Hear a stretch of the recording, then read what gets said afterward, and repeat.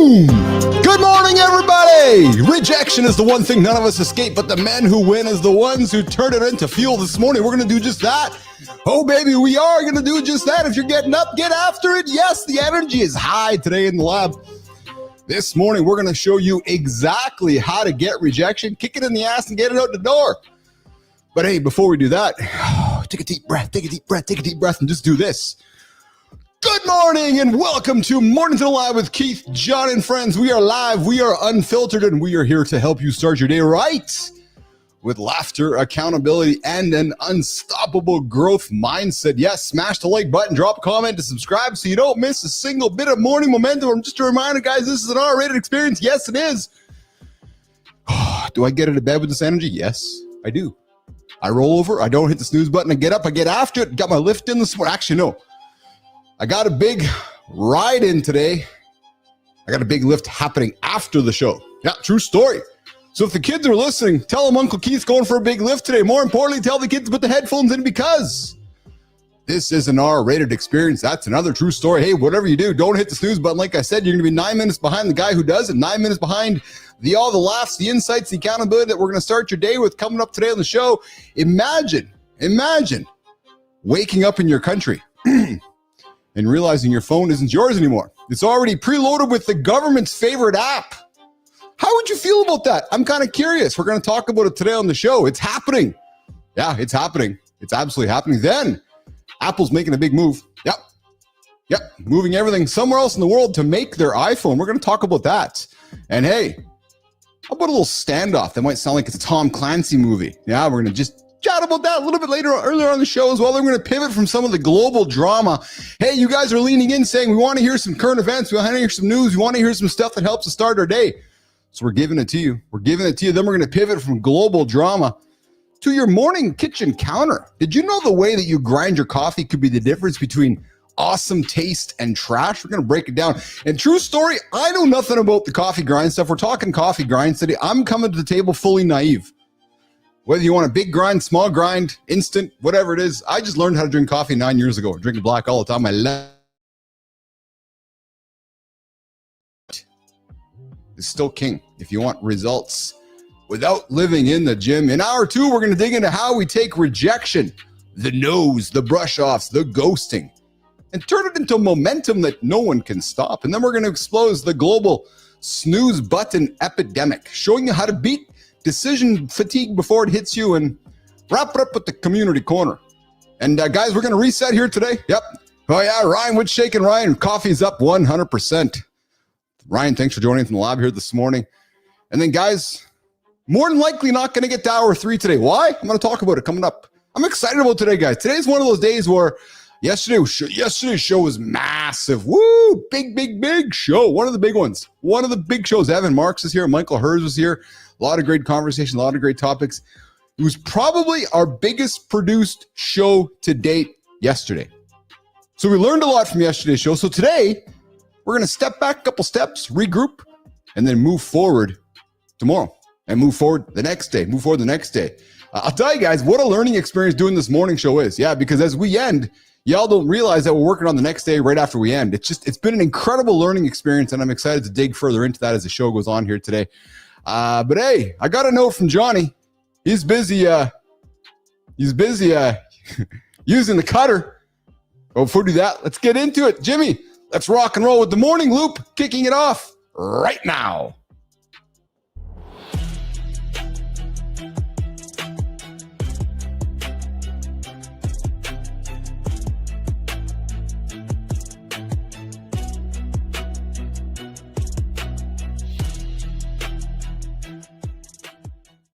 Daily loop here in just a couple moments here. For those of you that are watching on the camera, I am sweating profusely right now, and I'm eagerly waiting my brother to join so I can run out to get a towel. The body's still coming down from the big activity this morning, guys. Yes, but hey, listen, you guys can join the live conversation right now. Or in the Mornings in the Lab community, you can do that by joining 431-300-3005 phone text or leave a voicemail. We will open the phone lines in the second hour, maybe the third hour. But if you have value, you can phone us now. Hey, what's going on there? Table Walk Lane. Yes. What are you talking about here? Consumers are facing higher costs at the grocery store and coffee shops, with some small business experiencing price increases of 18 to 25 cents. Yes, that could be the case. Toby Walk Lake. This is, listen, we know prices are going up everywhere. This means we have to work a little harder. Yeah, true story. Hey, come say in the comments or on the channel. Active on the vertical side of things. What's going on, Jon Andersen? How are you, brother? I'm looking at a sweaty motherfucker right now. I'm just sweaty. What'd you do, man? Your joint was your fucking last joint laced with some sort of fucking amphetamine? You know, yesterday's clip we're talking about cocksucking, and today's first clip you open your mouth on is smoking a joint with amphetamine. No smoking joints this morning. No, I don't smoke before the show. No, I just get my workout in. I have my coffee. I have all the energy comes naturally, Johnny. Yeah, true story. Well, what's my job in this show? Oh, I love it. I fucking speaking of jobs. Yeah, speaking of jobs, I was working for you yesterday. Your assistant was doing some work yesterday. Now, Jimmy, I do not expect you to have this anything but prepared at all, actually. But if you do have anything prepared, I would welcome you, because I don't suspect the young man here saw the video that I put together, because I spent some time yesterday. I know Anderson was a little concerned that Chemo John was making appearances. So I sat down with and I know John was like, what the fuck, man? How come the other guy looks like a fucking movie star? I'm like, all right, I'm going to tell the guy how it all works. Here's how it all works, Anderson. So I took my pictures and I took your pictures and I fed them to our machine, the old Higgsfield AI machine. And it created my imagery, which you see. Nothing I did. I literally just put it in and it just creates the imagery. And then I put your imagery in and it created what you saw. Hold on. I see you getting. Was it headshots you were putting in? Yes. Yeah. Headshots. Okay, exactly. Because see, your head and your body makes sense to the fucking what the computer knows. My head and my body is not in the norm. I know. So, Mr. Anderson, I sat down yesterday. I heard my brother loud and clear. I'm like, all right, I'm going to spend some time reworking Mr. Anderson's body type. So I sat down with my AI, Chat GPT, and all my tools yesterday, and I said, make my brother look like he just didn't come from chemo. So I think I got a caricature of my brother, John AI, that you could be proud of. He's a little bigger, he's a little jacked, and I introduced him during the morning, during the Talking Thumbs last night, and I'm going to continue to introduce him into our programming. I know the team's working on getting some video to show you here, but brother, I'm working on it, and John AI is going to continue working himself back in. Chemo John has been retired, and I mean, it makes perfect sense, because I knew that thing was generated off my head, right? Because you figure, you from the neck up, that's you could assume what's below. Yeah, well, that's why it was so funny yesterday, man. Because if you look at the video yesterday, you have this little head. Sorry, man. This big fucking hulking body on the camera. Like, you looked like a fucking caricature yesterday. I'm just saying. Because if you look right now, black background, black shirt. Yeah. So you can't really see the outlines. Yeah. So you put me in a colored shirt, you're going to get a different deal. It was just funny, man. Yesterday it was just this little head. Anyways, I worked on improving John AI, and I think we're getting into a good space. But yeah, I want to pause and tell you something, Johnny. I'm really happy. And I want to call it the team here on the show and just do some congratulations. The team's been busting real hard, man. Yesterday's show was epic. We met with Evan Marks yesterday. And John, I got to tell you, man, Evan had been on our show before, right? And he was on yesterday. He's like, holy smokes, man. He's like, from the first time I was on with you guys to the second time, like, what the hell? Like, I'm paraphrasing, but what the hell are you guys doing? Like, the production, the quality, the content, the way you're delivering. I thought it was on a TV show.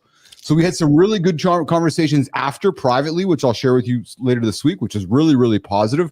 He's what's going on, Sullivan? He's a solid dude, man, Evan Marks. But I wanted to call the team up because they've been busting it hard. And yesterday's show was like a benchmark production-wise, and it took a lot of effort to get there. So today, as I said to the crew, we're going to take one of those. And John, you know what it's like when you're training somebody, right?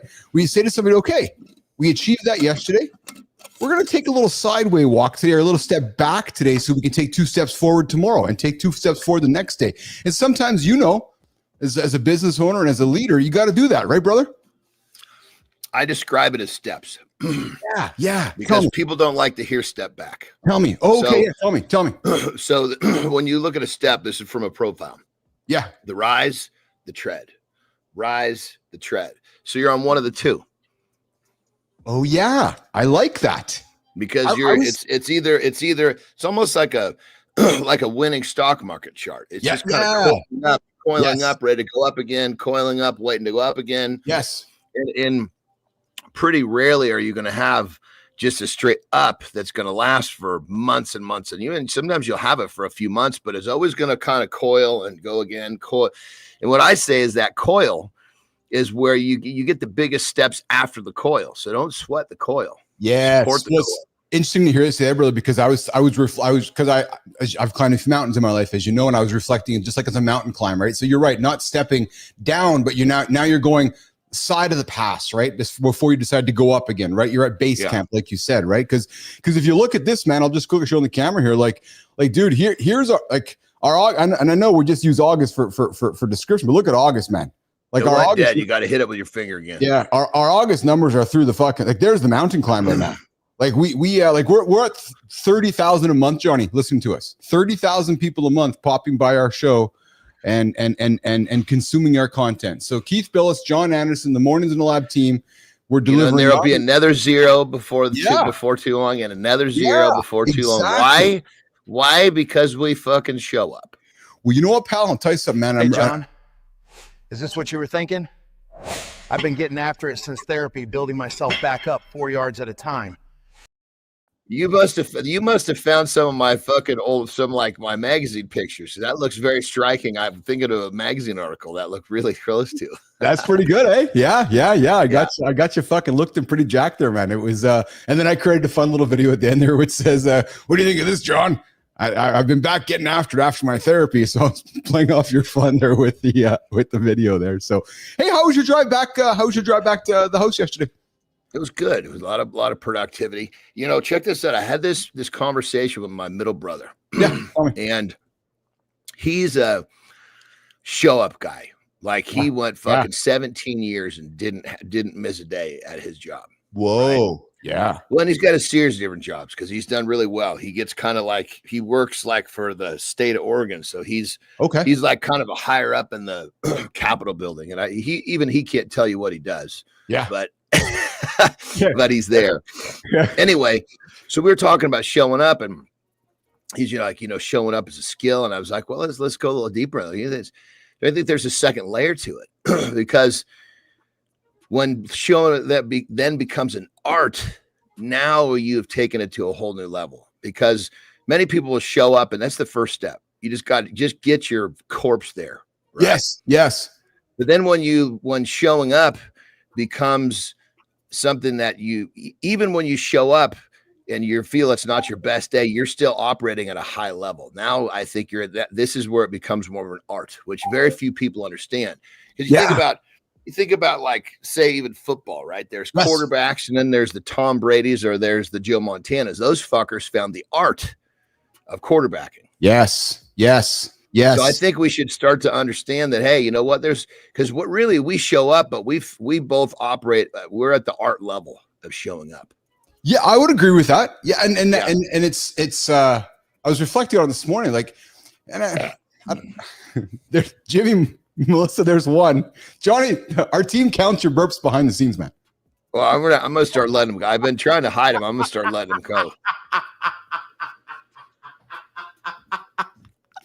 I just got a chat from Jimmy here. Number one, he says, "I love it. Oh, I love it, dude." They used to be so. And when I was in wrestling Japan, my tag team partner was a guy named Nanabu Nakanishi, real serious fucking guy. Yeah, right. And the idea is to get the fucking crowd to pop. You want them standing up, you want them yelling. And so oftentimes what will happen is, I'll come and I'm working in there, and then the spot changes and I tag him and he comes in. Well, I get out of the ring, and I'm moving around, I'm fucking burp, let a big fucking burp on the ring, and everybody's fucking popping, right? They love this shit. He's in there working his ass off trying to get him a pop. I'm on the outside burping and I'm taking all the heat. He pulled me aside in the locker and said, "Hey, you got to stop that. You're getting all the cheap stuff. I'm sweating for mine. You're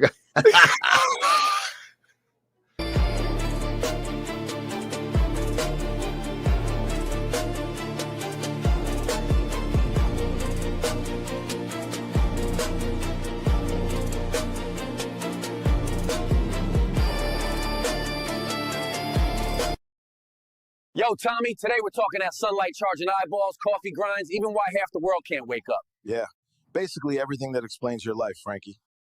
Tommy, I'm getting some good feedback. Johnny, I've been getting some good feedback from the crew. Actually, first of all, I want to tell you this, and I want to be just discreet with how I speak to you about this, but I know that you're going to appreciate this. Remember Nino Fincher was on our show last week? Nino, young lady from Georgia, and awesome, right? Awesome. We had a good chat on Saturday. We connected. I got it. I gotta share, man. I was really fortunate that she shared with me on the weekend that she'd been having some difficult times, and I just wanted to tell her that if she's tuning in right now, that I'm thinking about her, and then John is as well. John, you can read between the lines in that. And I mean, there's a lot of different ways you could read it, but if she's having trouble, we're sending positive vibes. Very, very. And I said to her, I said, Nino, if you wake up and you're finding you're looking for some energy, I want you to come hang out with Keith and Johnny. So, I'm Nino. I'm thinking about Philip.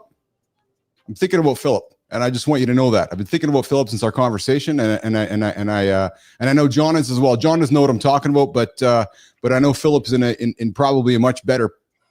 He's in a place, and I know he is. So I want you to tell him I'm thinking about you, Nino, and I've been thinking a lot about you since our conversation on Saturday. And I want to just say to you that the courage that you took to share that with me, and the courage you came on our show last week to spend time with us. I hope I'm not out of line.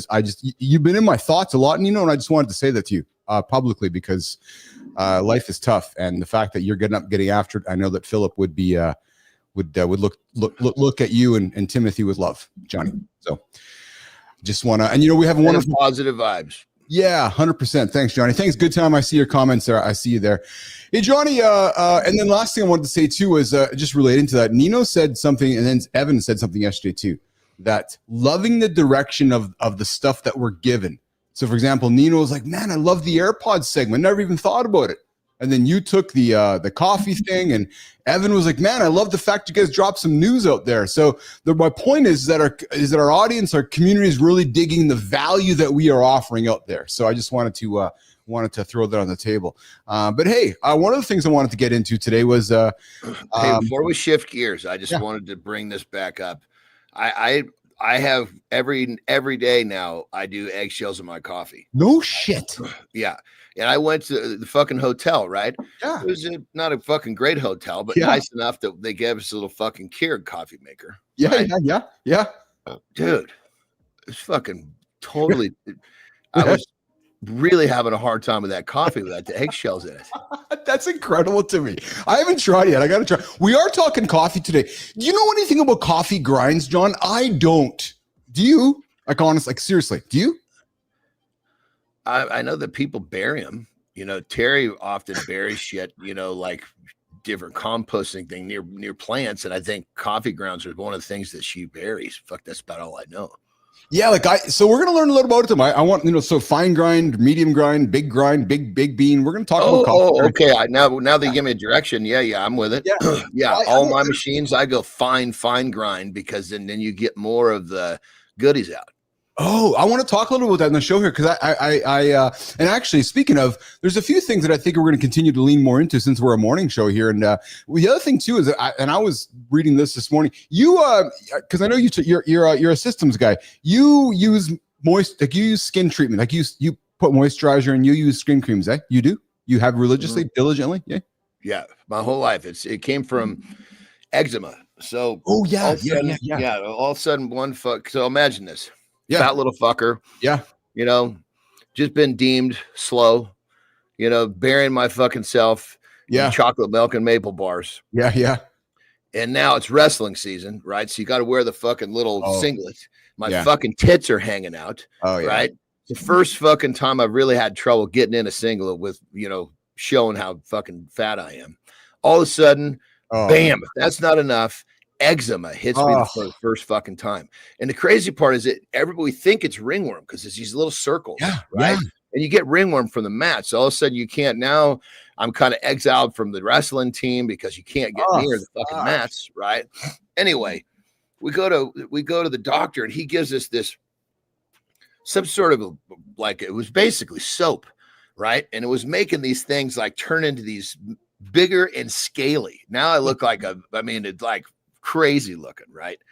So finally we go to a dermatologist. He identifies that it's eczema, gives me this really, really good cream to basically, and the scaly shit, the whole thing went away, but it left these fucking like white, like albino fucking, now I've got these like albino fucking dots all over me, dude. Jesus Christ. So anyway, needless to say, I have put lotion on every fucking time I get out of the shower. Yeah. Since I was 6th or 7th grade. Interesting. Well, without fail, because that my skin does not, without that moisture, my skin does not react well.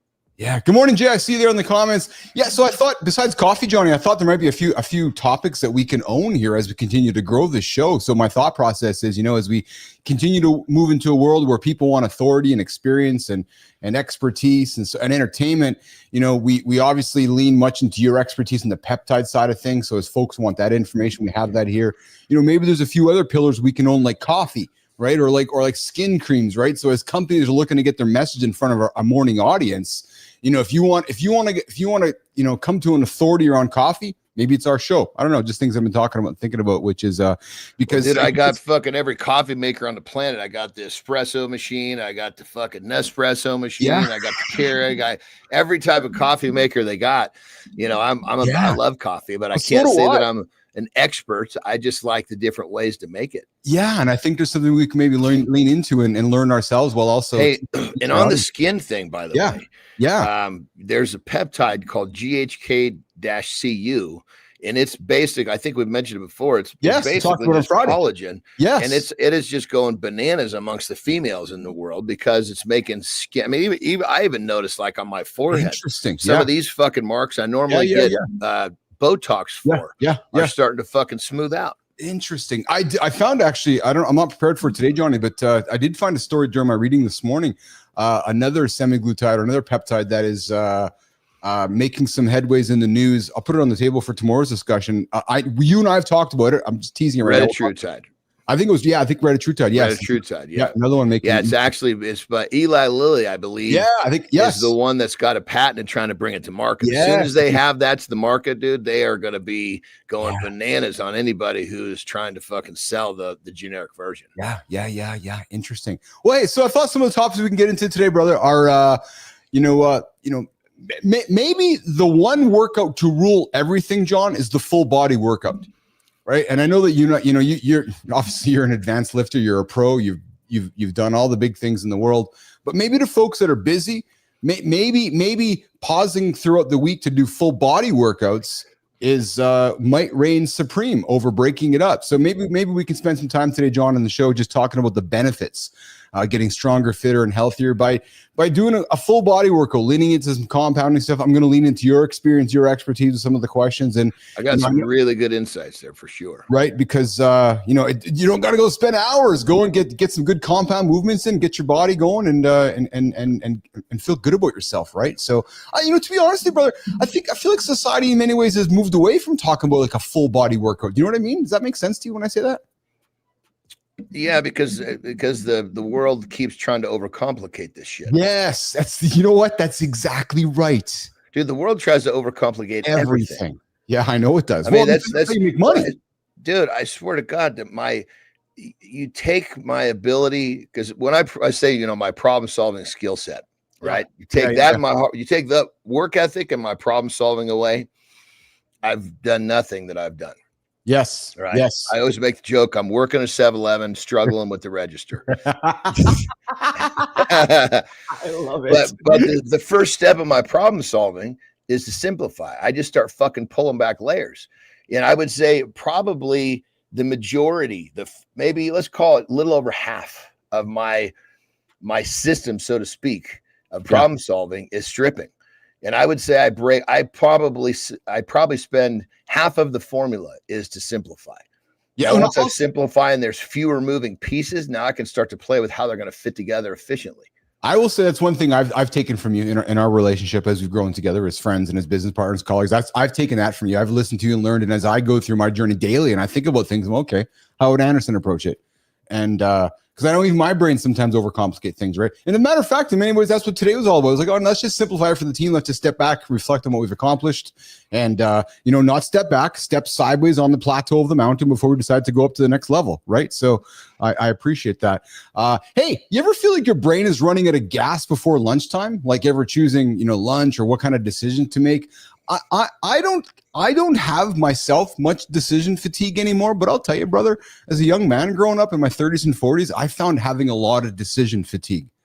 And you know what I mean by that, where people just can't make it a fucking decision. So maybe we'll it's because they're both, I think one of the problems of that is they're fucking making a decision right when they need to. It's so much easier to make a decision, say the day before, an hour before. All of a sudden the pressure's on. You got to choose now, and you haven't premeditated this. That's a fucking hard thing to do. It's going to take 5 times the bandwidth. Yes. And then, our big topic today is, have you ever been knocked down by a rejection, whether it's a job you didn't get, a pitch that you didn't land, or even snoozing on your goals? Today, we're going to break down how to flip rejection on its head using every no as rocket fuel for your next win. And I'll tell you, John, we had a rejection conversation a few months ago over on the channel here, and YouTube and the audience loved it. And what I mean by that is like, oh, there seems to be a need and a want for that. There's curiosity, and there appears to be this desire for content around rejection. People are just not knowing how to deal with rejection. Jon Andersen. People are afraid of it, and you have to understand that. Here's the thing.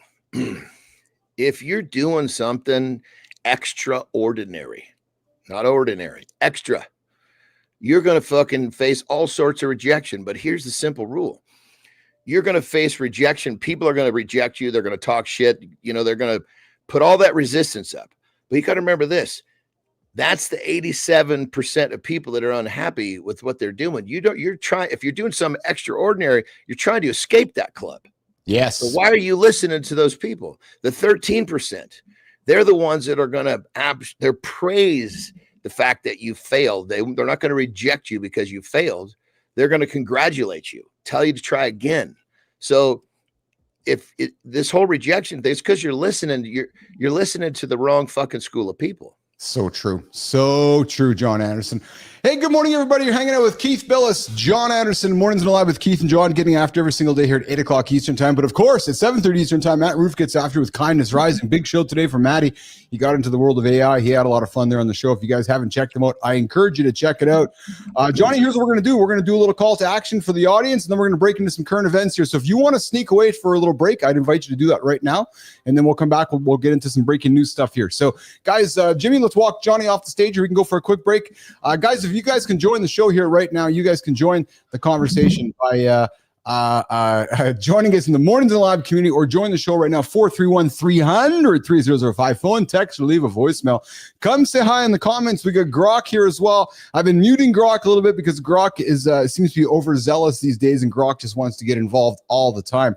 Come say hi in the comments. We got Mike Sullivan over there on the horizontal side of things. We got Bernard. We got Melissa. We got Lady Drew. We got Adam Holward. We got Jay. We got the whole crew, the mornings crew over on the vertical channel, guys. We got that good time over there. I have it, Triamclone cream good time. Good talking to Zima earlier on there. So guys, come say hi in the vertical comments. And if you're watching the show, not live, not sure why you wouldn't be, I invite you to come and see us in the Mornings in the Lab community, where we keep the conversation going. Tommy, big headlines today. Russia forcing apps, Apple moving to India, militia squaring up with destroyers. Cool. Can any of that get this train moving faster?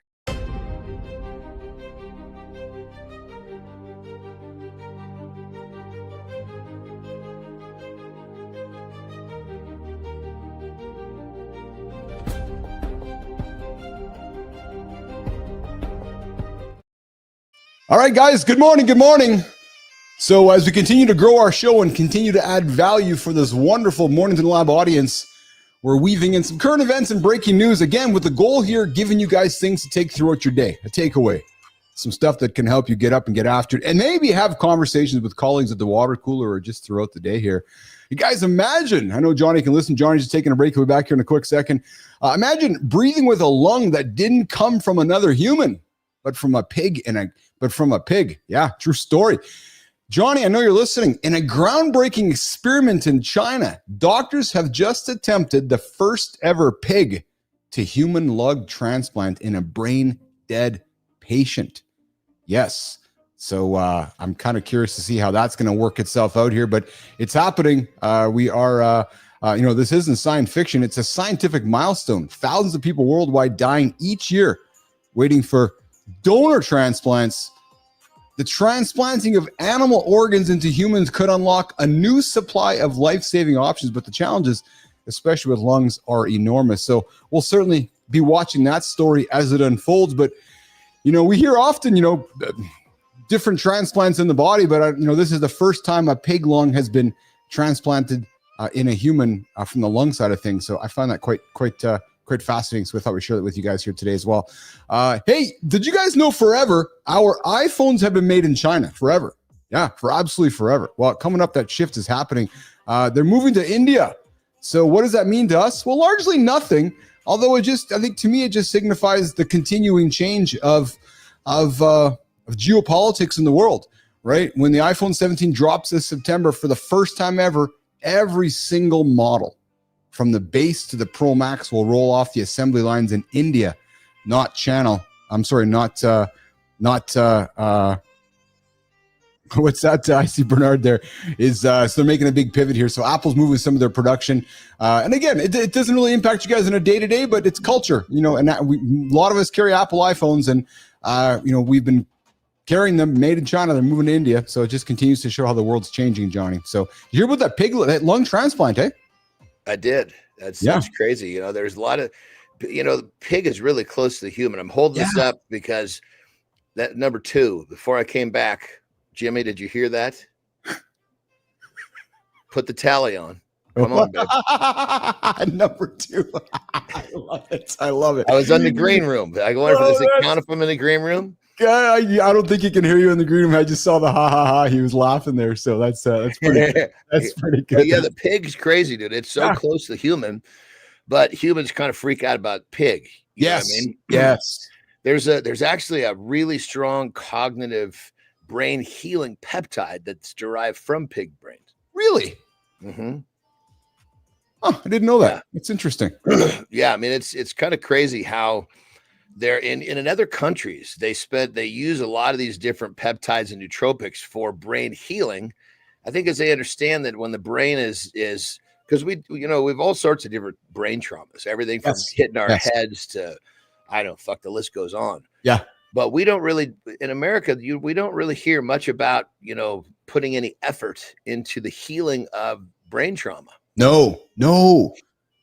Although, so let's talk about that. What's actually in your career? Had you ever? I'm not sure if you had. Have you ever crossed paths with Chris Nowinski, the guy leading the CTE stuff, former WWE guy, Harvard guy now? I never did. You know who I'm talking about though? No, but I know. I mean, I did a lot of that because I was. I still deal with. Funny enough, now that you say this, holy shit, goddamn. Yeah, because I had lots of concussions. I'm sure. And because when you have a concussion to where, like, perfect example, in the NFL, if you get knocked unconscious, I think you're out for a couple of games or something. Yes, right? Yeah, 100%. And the NHL in hockey, they have concussion spotters. They pull you off the ice immediately. Yeah, I mean, in wrestling, that shit. I mean, when I was in, you might get knocked out a couple nights in a row. And let's be frank, we grew up in the era which was, Johnny, just brush it off, man. Let's get back after it. Right? It's like just knock the cobwebs out of your head, right? Like I remember playing hockey, man. Many times you get a big hit, Billis. Get up, man. Just shake the cobwebs up and go out there again. Yeah, I mean, when it comes down to it, is really all what they would tell us is, look, you need to, if you're getting sleepy when you shouldn't, you need to let us know, because what they'll do is they'll put someone on call for us. Right. Yeah. A trainer will be available to us throughout the night, because obviously if you have a hard enough concussion, there's from what I've been told, if you get sleep and you fall asleep, you can fucking slide into comas and all sorts of weird shit. So that was what we were kind of cued in for. They wanted our headaches to start to be manageable. Yeah. Yeah. We weren't falling asleep when it didn't make sense. Interesting. The point being is that when I finished wrestling, and I had, granted, I didn't wrestle. My total wrestler was only 7 years, which is pretty short compared to a lot of people. But I was also in a lot of high impact matches. When you get two big dudes banging around. Yes, of course. And so, there was, I can't think how many times, but I was knocked unconscious, probably close to double digits. Dude. Right? Yeah, maybe not, but for sure over 5. That's a lot, And that being said, when I finished, I dealt with a lot of fucking headaches. I remember going into bodybuilding, and I was like, fuck, these headaches are really distracting from what I was trying to do. But I, little by little, they started getting better, which is what you're looking for. Yeah. Right. But now that we're talking about this, and I've been diving into my peptide world, my headaches have actually taken a pretty major step back. I just didn't even I hadn't really connected those dots yet till we had this conversation. I know that you have been, I know that you have a high level of awareness and acceptance for the career choices that you've made through your life and what you've done, and you've accepted all that. How do you sometimes talk in your own head and reconcile about maybe some of the brain injuries that you did achieve, and just maybe don't reflect on them, or like, do you think of that, or just maybe just now? 100%. This is a good topic, because when I started, and I realized what I was going to need to do. I'm talking about a teenager. I realized it was a Time magazine thing, right? Yeah. So there was this thing where they went to Olympic athletes and they said, you take the blue pill or green pill, you get a medal, but you lose 10 years of your life. You take the red pill, you don't medal, and you keep your 10 years. Just an amazing amount of people, the Olympic athletes, took the green pill. They were happy to give away some of their life. It was just the way they're programmed. Yes. We had this conversation at dinner, and my parents were just astounded. Like, they just did not understand. And I didn't say a fucking word, because I was like, give me the fucking green pill, please. Yeah. Man, I knew that from the jump. Now, as I got older and I started to realize what it was going to take to do what I wanted to do, I realized, okay, fuck, that 10 years might not be enough. But I was still okay with it. But here's the beautiful thing about it. There's so much has changed over the course of what we've learned. I'm really fucking undoing the damage that I've done to myself at a fucking rapid rate. Like, and I honestly, I was thinking about this a couple of days ago. I'm a big one on fate and your plan. Yes. And I really believe that this peptide thing has come to me, not only so that it's going to help me, but through my experience, I can help others. Like, perfect example, like the scar tissue that I've had in a few parts of my body from injuries, that is like, I can't believe how much scar tissue that I have reduced in this short period of time versus the fucking decades before I've tried to get rid of it with just the very few methodologies we had to get rid of it. And so that's just a perfect example. Problems that we thought were just that we're just going to have to keep, we're starting to realize that's not the case. And And so that's one of the things that I'm really kind of stoked about, is that looking back, I mean, I think that, I was ready to do what I did, and I did it. But now I'm realizing, holy shit, I'm actually able to unravel a lot of the shit that I had to do what I did, which is, dude, it's like a fucking, it's gravy. It's like a reverse. Makes sense. Yeah, it's like a reverse journe you're on now, right? I was like, I remember. It's fascinating. When it was, I was like, there was a long time. I was like, if I live to be 75, which in my family tree is 20 years early. Okay. Right? Okay. Yeah. I was like, fuck that. I feel like I'm good. I think now I can see myself living as long as my parents, which every one of them went into their 90s. I was going to say, well, mom is 90, right? So, yep. And would you say dad passed at 92? Didn't you say that? I think he was 89. 89. Yeah. Yeah. But he had some weird shit that kind of came up that, that was probably could have been helped had he lived a different lifestyle. Yeah. Good morning, everybody. You're hanging out with Keith and John here on Mornings in the Lab on the Mornings in the Lab live network, getting after every single day, 7:30 Eastern time. Good morning, Michael Hers. I see you there, brother. Thanks for joining us yesterday on the show. I got the note from your dad. We will work on getting dad into the lab in the coming weeks. What's up, Global? What's up, Michael? We got a couple Michaels here. Hey, Johnny, so here's a question for you. And I believe I know your answer because I'm getting to know you, or know you actually. What would you do if you had to install an app on your iPhone because the government made you? Well, I mean, I guess my first question is I'd want to understand what the fucking app is. It's a messaging app. And if you want to live in our country, you need to have this app on your phone. Probably my first gut reaction is, because this is kind of the way I look at it now. It's like, there's all sorts of things that we have to do to appear in line. Hence the word appear. Yeah. Yes. So this app might be something that I'd have on my phone, but perfect example, I appear to be in line. I pay my taxes. I do everything that a fucking pillar of society should do. Yeah. But I'm not that fucking easily controlled by fear part of society. Okay.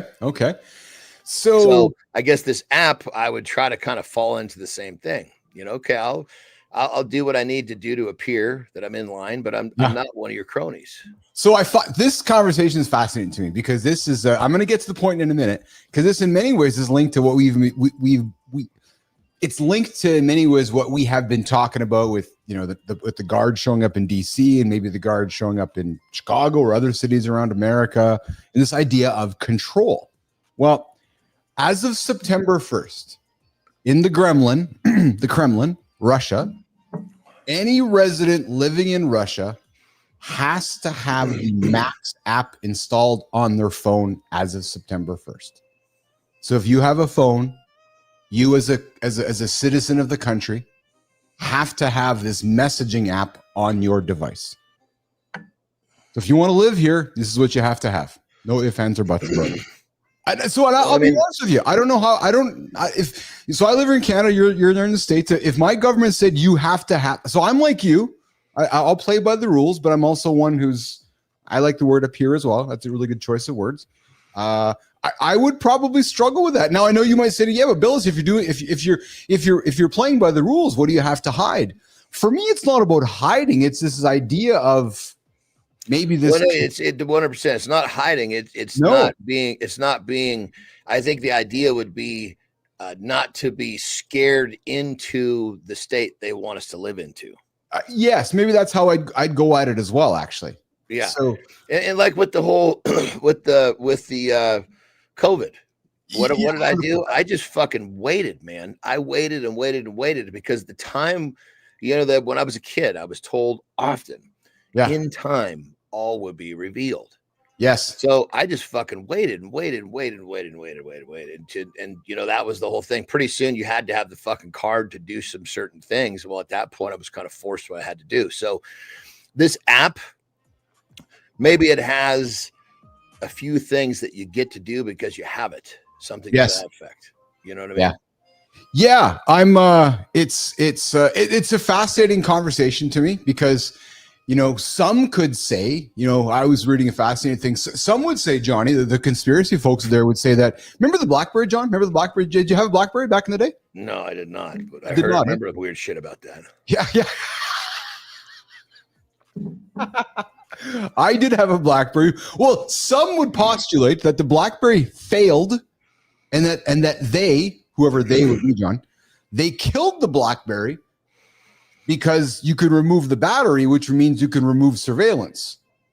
But in a world with iPhones and Android devices, the battery is part of the device. There's no battery being disconnected. Surveillance stays on all the time. Some would suggest that, because you have an iPhone and I have an iPhone, that we're being controlled anyway. So that's the whole thing, I guess, when it comes down to it. I mean, if anybody listening thinks that there's not going to be a time where there's going to be a fucking app or a something that we have to have, chip, you're out of your fucking mind. Yeah. This is in the mail. This is in the mail. Well, and I can't stop it. I think what Michael Hurst says, security and freedom are two different sides of a scale. As one goes up, the other goes down. Yeah, hard to argue that. Well, you know what? So, and I'll throw something on the table too, because I'm kind of observing it here. When you look at, the MAGA movement, the Make America Great, and the world reorientating itself. I could argue that the world's reorientating itself so that the digital world is recreating maybe the past. Because in many ways, what was happening with the digital world has broken down all the barriers. There's no borders anymore in a digital world, right? So perhaps what's happening again is that we're recreating some digital borders so that we can contain culture in certain parts of the world. So, because when there's no borders, culture changes, and that might be some of the concerns that our folks are having around things. So, again, fascinating conversations. And then one of the conversations I want to get in the second hour here, Johnny, why half the world can't get out of bed on the first try. Did you know that more than half of the world ends their sleep sessions with snooze buttons? Did some research, man. Like actually, I would have guessed it was more than that. Yeah. And I think when it comes down to it, brother, yeah, we could say, yeah, laziness, yeah, this, yeah, that, and there's 100 things on the surface. But a person that's inspired gets up. Yes. There's no question. There's no question about it. Yeah, nope. Fuck. And it's like, when it comes down to it, what's your loop? If your fucking loop doesn't interest you, it's an interest level. Yes. Staying in bed is more interesting than what someone is about to get up to do. They're going to want to stay in bed. Yes. Yep. Exactly. All right, everybody. I see you guys' comments out there in the community here. I had a BlackBerry cell phone. Good time says B, so forth coming up there. So Jimmy, let's do this. Real quick. Did I fucking share with you one of the tests I did that I'm 100% behind, that I pretty much can guarantee the results with creatine? Tell me. Oh, fuck. So we found recently that creatine at used to be just kind of a pre-workout pump, right? Then we started to realize, okay, if you in higher doses, it's, you get some cognitive ability. So of course that's when I started using it. I didn't really give a shit about the pump. That wasn't a concern of mine. And as we start to find out more, is that you actually, in some people, because it's a tissue thing, it's helping tissue absorb water, that higher levels go yet again. So I started playing with higher levels. The problem I was having was, just plain white fucking creatine. It's hard to get down 40, 50 grams a day. And that's where I was faltering, is it was like something I was really struggling to do, because I wasn't interested in, the flavor that it was creating for me to get this shit down.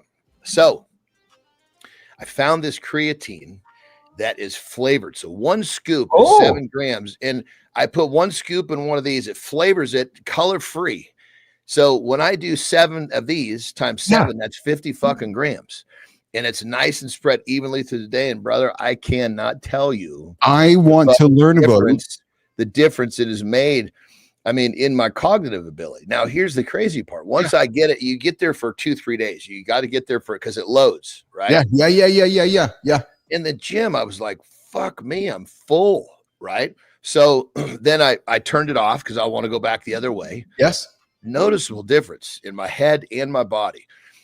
Keep in mind, I was riding that 25 gram. Now I'm up to the 40, 50 gram. Massive difference. Really? Massive. I think part of it is being able to get it in a kind of a fashion where the body can utilize it properly. So what are you loading a day? 20 milligrams a day? No, I'm trying to be at 50.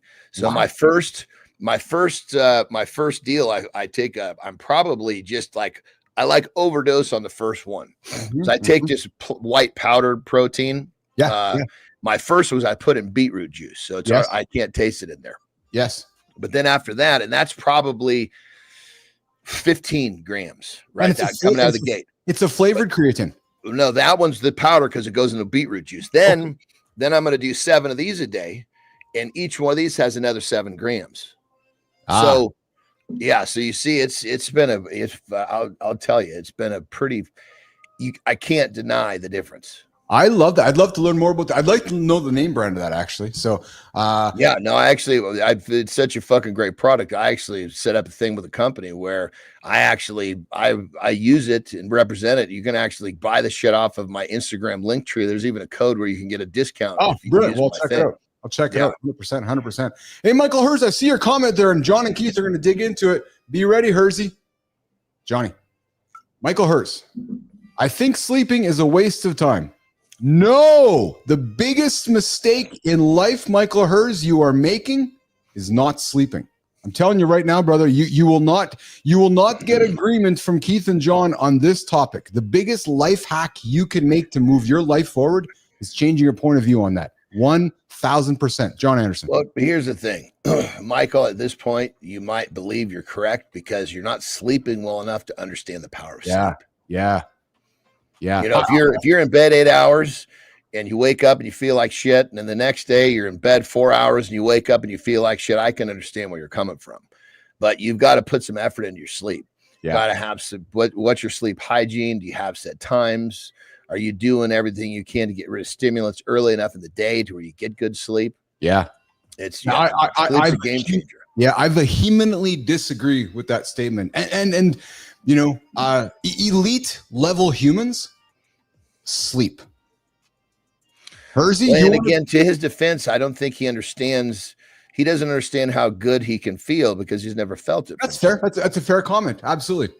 Speaking of feeling, you ever feel like your workouts are more complicated than they need to be? Chest day, leg day, back day, all crammed into a busy week. Well, today, let's break down why the full body workout can reign supreme and how it can help you get stronger, fitter, and healthier with overcomplicating your routine. Why are some men getting incredible results with less gym time while others struggle despite training 6 days a week? The modern man faces an impossible choice: sacrifice family time for fitness goals, or accept mediocre results from whatever time he can squeeze in between responsibilities. Groundbreaking research has revealed that the most effective training approach isn't about doing more. It's about understanding the fundamental principles that drive real transformation in minimal time. When you align your training with these scientific principles, you unlock a level of efficiency that changes everything about your approach to fitness. Stop working harder. Start working smarter today. Guys, full body training isn't just efficient, it's a game changer. It torches calories, builds muscle evenly, and keeps your fitness consistent no matter how hectic life gets. For busy dudes juggling family, business, and goals, this style of training may be the simplest way to start your day right and stay accountable. John, get into the simplest value about a full body workout. Well, even I think this is overcomplicated, right? I think the full body workout is in a week. So go backwards. Let's start 10 days. It takes to have muscle atrophy. Most people don't understand that. What is it, John? 10 days? 10 days. You could work a muscle. Okay. And in essence, you could wait 10 days before you work it again without worrying about atrophy. Right. So hold on. I'm gonna pause and simplify this. So I do a big chest workout today. What you're saying to me is that I could wait another 10 days before I do it again. Pretty much, yeah. I mean, 10 days is where you could start. That's where it would start to set in. Yeah. Okay. Didn't realize that. So I say, from the standpoint of this, making it simple. Yeah. If every 7 days you've hit every body part, that's all you need to register. Maybe 1 week you can only work out twice. Maybe you can only work out, Monday, Friday. Well, hit your whole fucking body. Another week you can work out 4 or 5 days. You're not going to hit your whole body 4 or 5 days in a row. So think it just simplified even more. Make sure your whole body gets hit over the course of 7 days, and the fucking drill is over. Yeah. Yeah,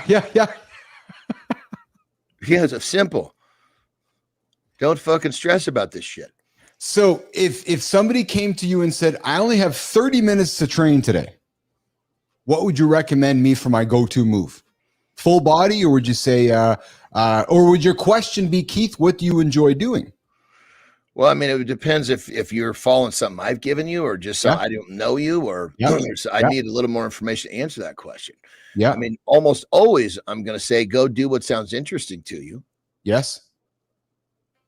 Because interest level, I mean, brother, interest is like a superpower. It's actually the key, isn't it? Yeah. If you have interest in something, you're going to find yourself doing it. If you don't have interest in something, that's when all these the fucking average American bullshit, the snoozes, the laters, the procrastination, the excuses come. You know, people spend too much fucking time doing shit that have zero interest to them. So what I like about this is that this is the philosophical spin on it, because I didn't expect to go here, but it's hard to disagree with that.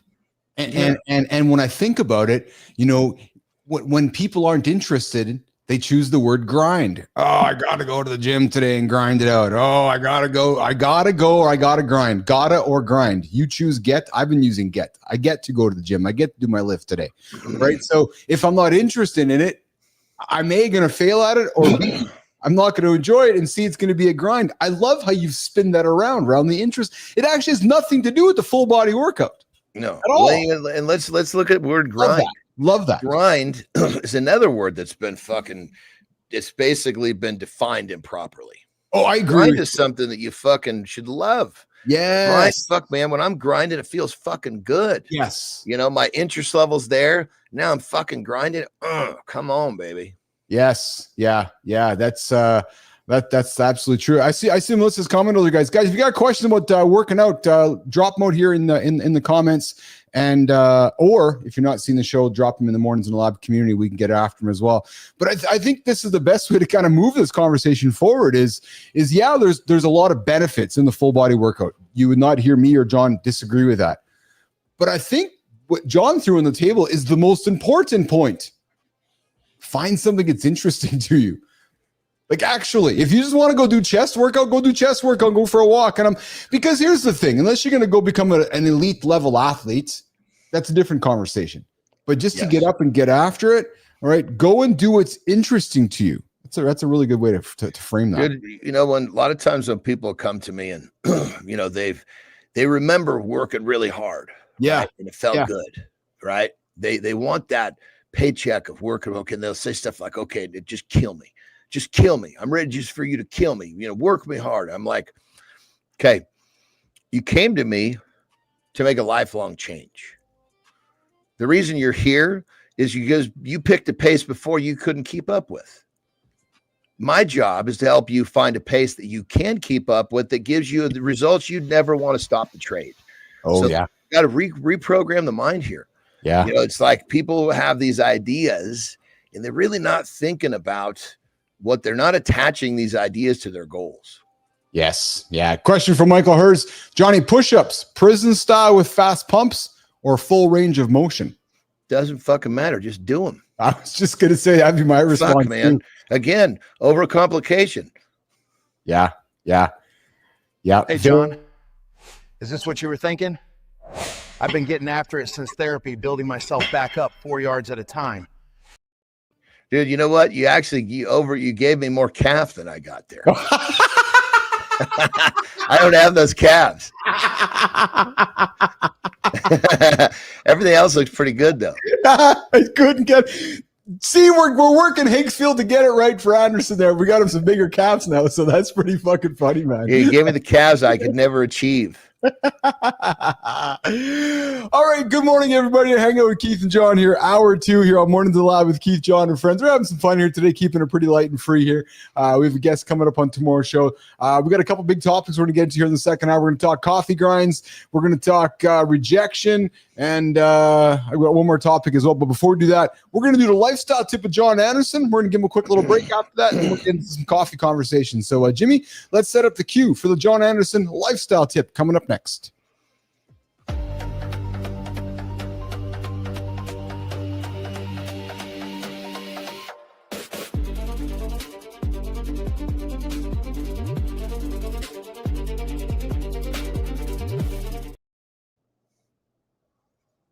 All right. We always want these tips to be user-friendly, and simplicity is a big part of that. And we just got done talking about simplicity and workouts. And when it comes down to it, simplicity is what's going to allow you to take the first step. A confused mind will not step forward. That's just almost a guarantee. So when you look at something and you find yourself not stepping, simplify. Look at the simplest way to enter. What I mean by enter, The barrier of entry. If the barrier of entry is too large or confusing or too complex, the odds are you're going to sit there and think about how to do it. Break it down nice and simple. You know, what I tell myself all the time when things are a little tough is, doesn't have to be my best day. It just has to be another day I show up. Now, I've done this so much in my life. Showing up, I'm actually kicking ass once I show up. But the first step is to learn to show up. It's a skill. Develop that skill. That skill becomes an art. How do we develop the skill? We simplify. What are we simplifying? The barrier of entry. What are we talking about? Anything that you are struggling to step forward to do. So what's the tip? Simplify. Simplify that barrier of entry that's keeping you from taking the next step, or the first step in many cases for you guys, that's keeping you from taking your life to the next level. Rock and roll. Loop's done, Tommy. We hit the sun, the snooze, the signals. Now it's center stage. Coffee grinds and full body workouts. Great. One wakes me up, the other puts me back to sleep.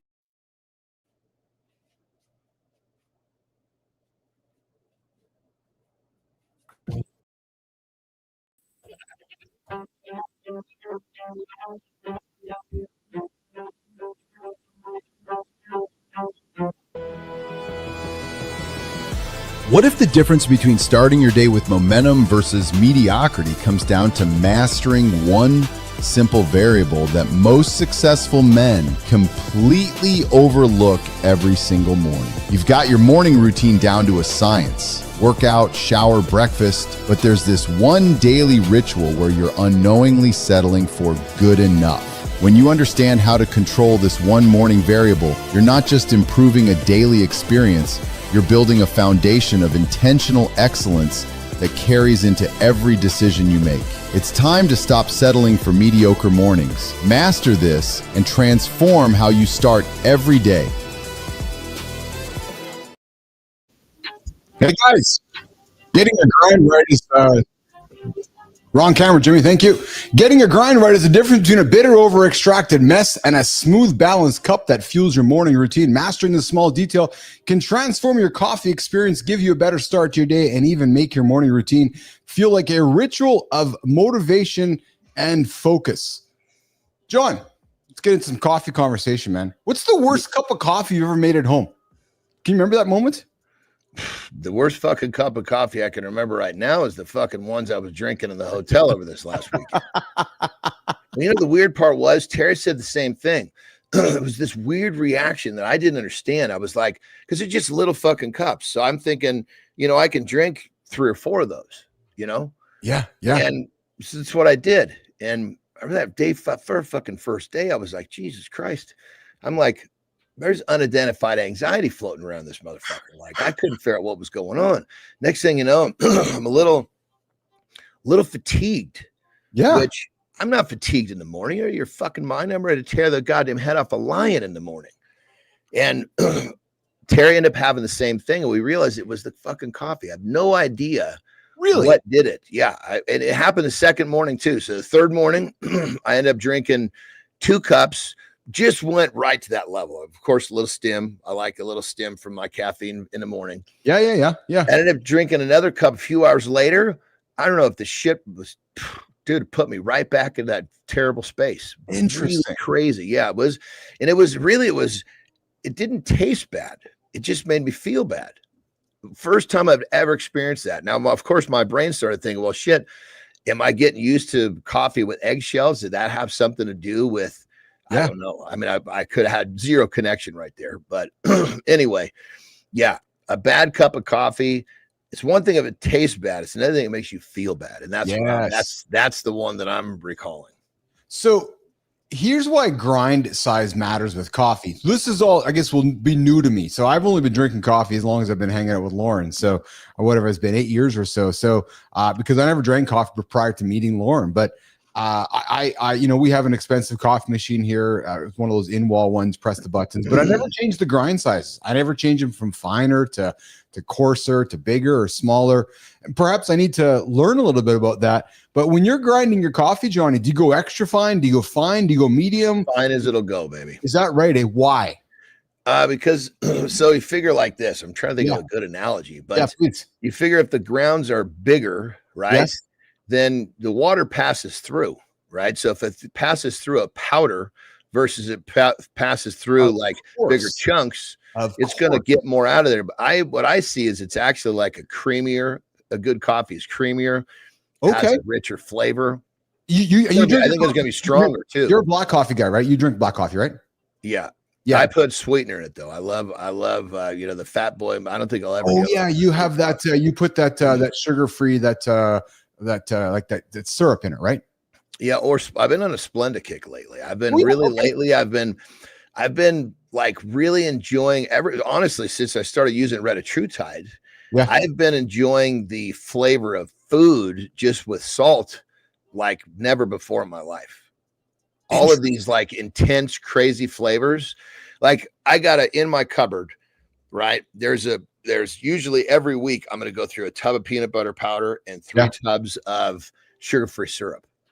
Dude, I got a tub of peanut butter powder and 3 things of syrup that has been sitting in there since I started using Reta. Oh yeah. Interesting. That crazy, it's that food noise that I speak of. Yeah. My interest level to that stuff is gone. Now it's like I find myself wanting to taste the flavor. I still want my sweet, but I want to taste the flavor of the coffee, not the salted caramel shit that I used to squirt in there. You know where I have become maybe lazy. I'll use the word lazy as a human or less curious, and I gotta maybe sometimes become more curious. Is I get to a point, John, where if I'm like, okay, I like my coffee this way, I put the setting and I set it and forget it. When in reality, maybe it would get better if I adjusted the setting a little bit. But I sometimes will go, well, no, I don't want to know what I don't know. So I'm happy with this setting right here. Do you know what I mean? I know you're a tester guy, so you're always testing, but I'm often like, no, but I like my coffee like this right now. I'm going to leave it in this setting. When maybe if I made my grind a little smaller, I might enjoy it even more. 100%. And what I say is, let it organically happen. Your interest level at some point, that coffee might seem not quite as satisfying. So use it as your trigger. Oh, investigate. Yeah. Interest level is powerful, right? If I'm interested in something, I'm staying there. I'm not leaving that. Something that's interesting to me, that's all I want my life to be, is interesting. Well, I'm a seeker of clarity and interest. You know what I love about the fact that, so it's great because there's a red thread. And Rufy, what's going on, Rufy? We are both fans of red threads. The thread emerging from our conversation today has been this idea of interest. So full body workout. Do you like to work out? No, then don't do the full body workout. What do you like to do? Well, I'm interested in playing basketball. Then go play fucking basketball. Are you interested in coffee? No, I like tea. Well, then drink fucking tea. Right? It's so simple. Yeah.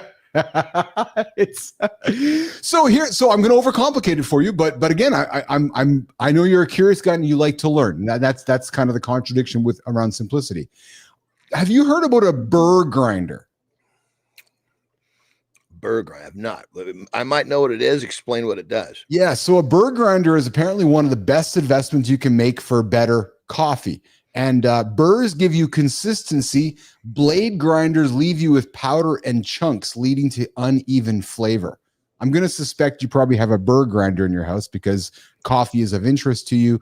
And well, I think my machines probably have that in there. Yeah. Like I noticed when, back in the day before I had these, you had to fucking grind the coffee in the little thing. Now I grind the eggshells in that. Yes. Okay. And the difference between the grind coming out of my machines versus the difference of the grind when you're just sitting there fucking shaking that thing is very different.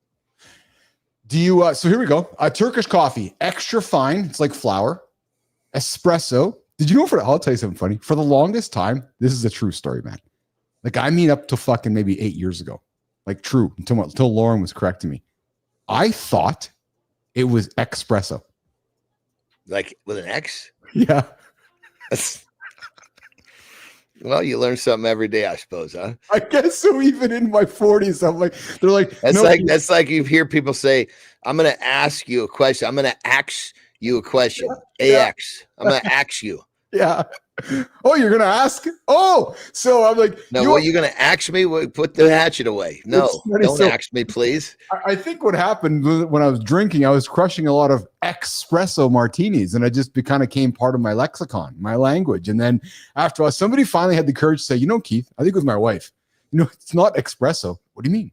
No, it's espresso. What? I fucking looked the spelling up because I was watching all the George Clooney espresso commercials.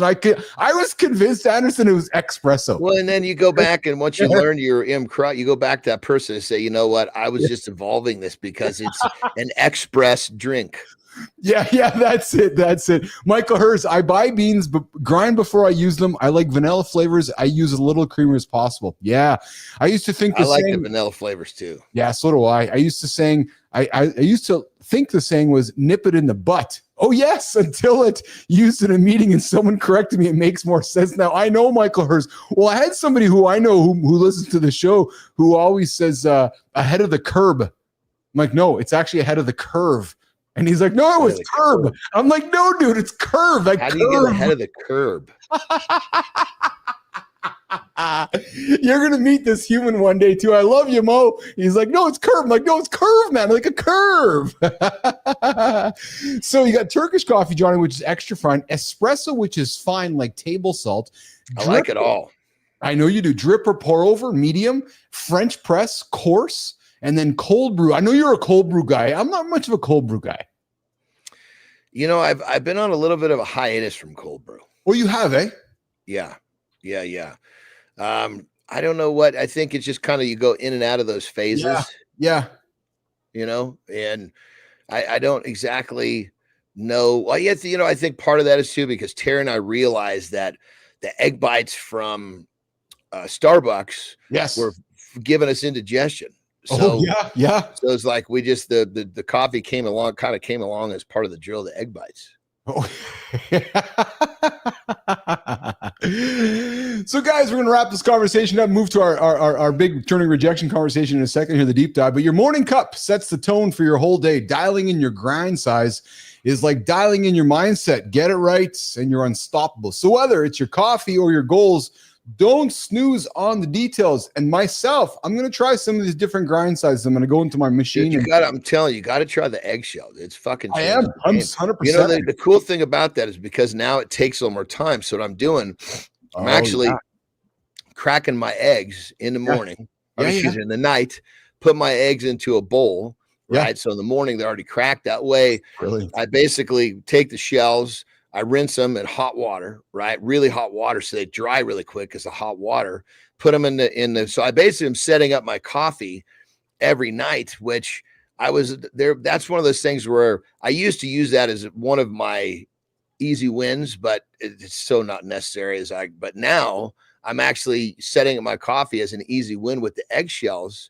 And I find myself, my level of interest walking into the kitchen is to push that button, because I know that coffee with the eggshells is already prepared and ready to go. That's awesome, man. I love the eggshell hack is working out. I think that's really awesome.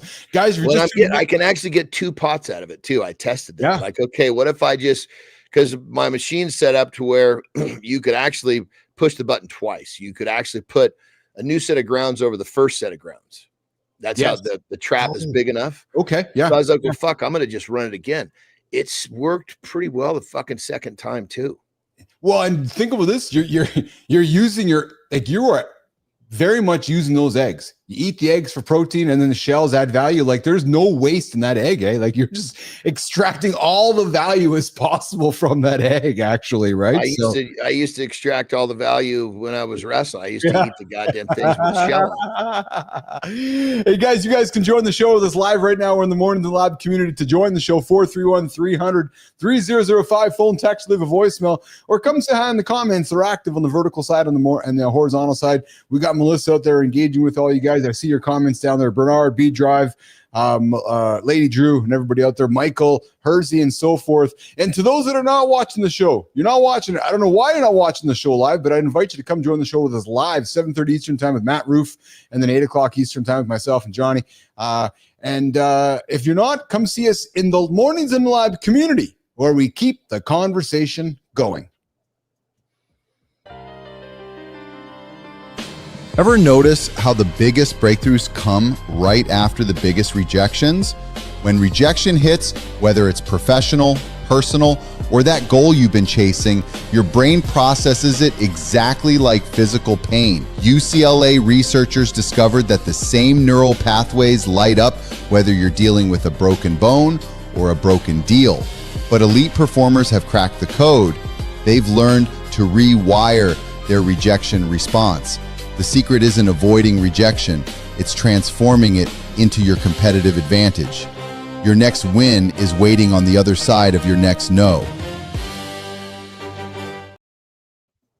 I remember going to a meeting, John, and I had a guy say to me, he's like, years back, young punk, just kind of making my way in my early 20s. He's like, I was trying to apply for a job, and his rejection was as simple as this. He's like, you know, Keith, I don't think you're a good fit. I think you're a little too rough around the edges, and I don't suspect you're going to make it.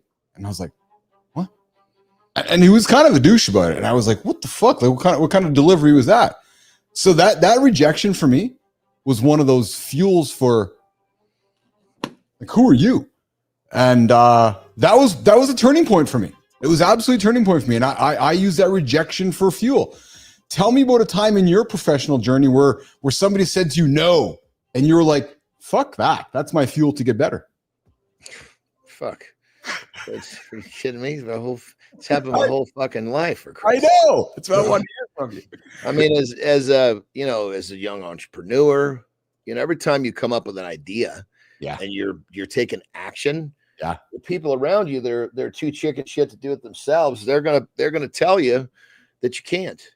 Yeah. Right. Yes. And then when it came to in my sports, when this is what I'm doing. Well, you can't do that. Well, you might be right, but I'm going to try anyway. See, I got smart enough to learn to release this shit rather than get sucked into it when I was young. And so then, same thing. I mean, you name it. I mean, you look at anything that I've done, it was all preceded by all sorts of resistance.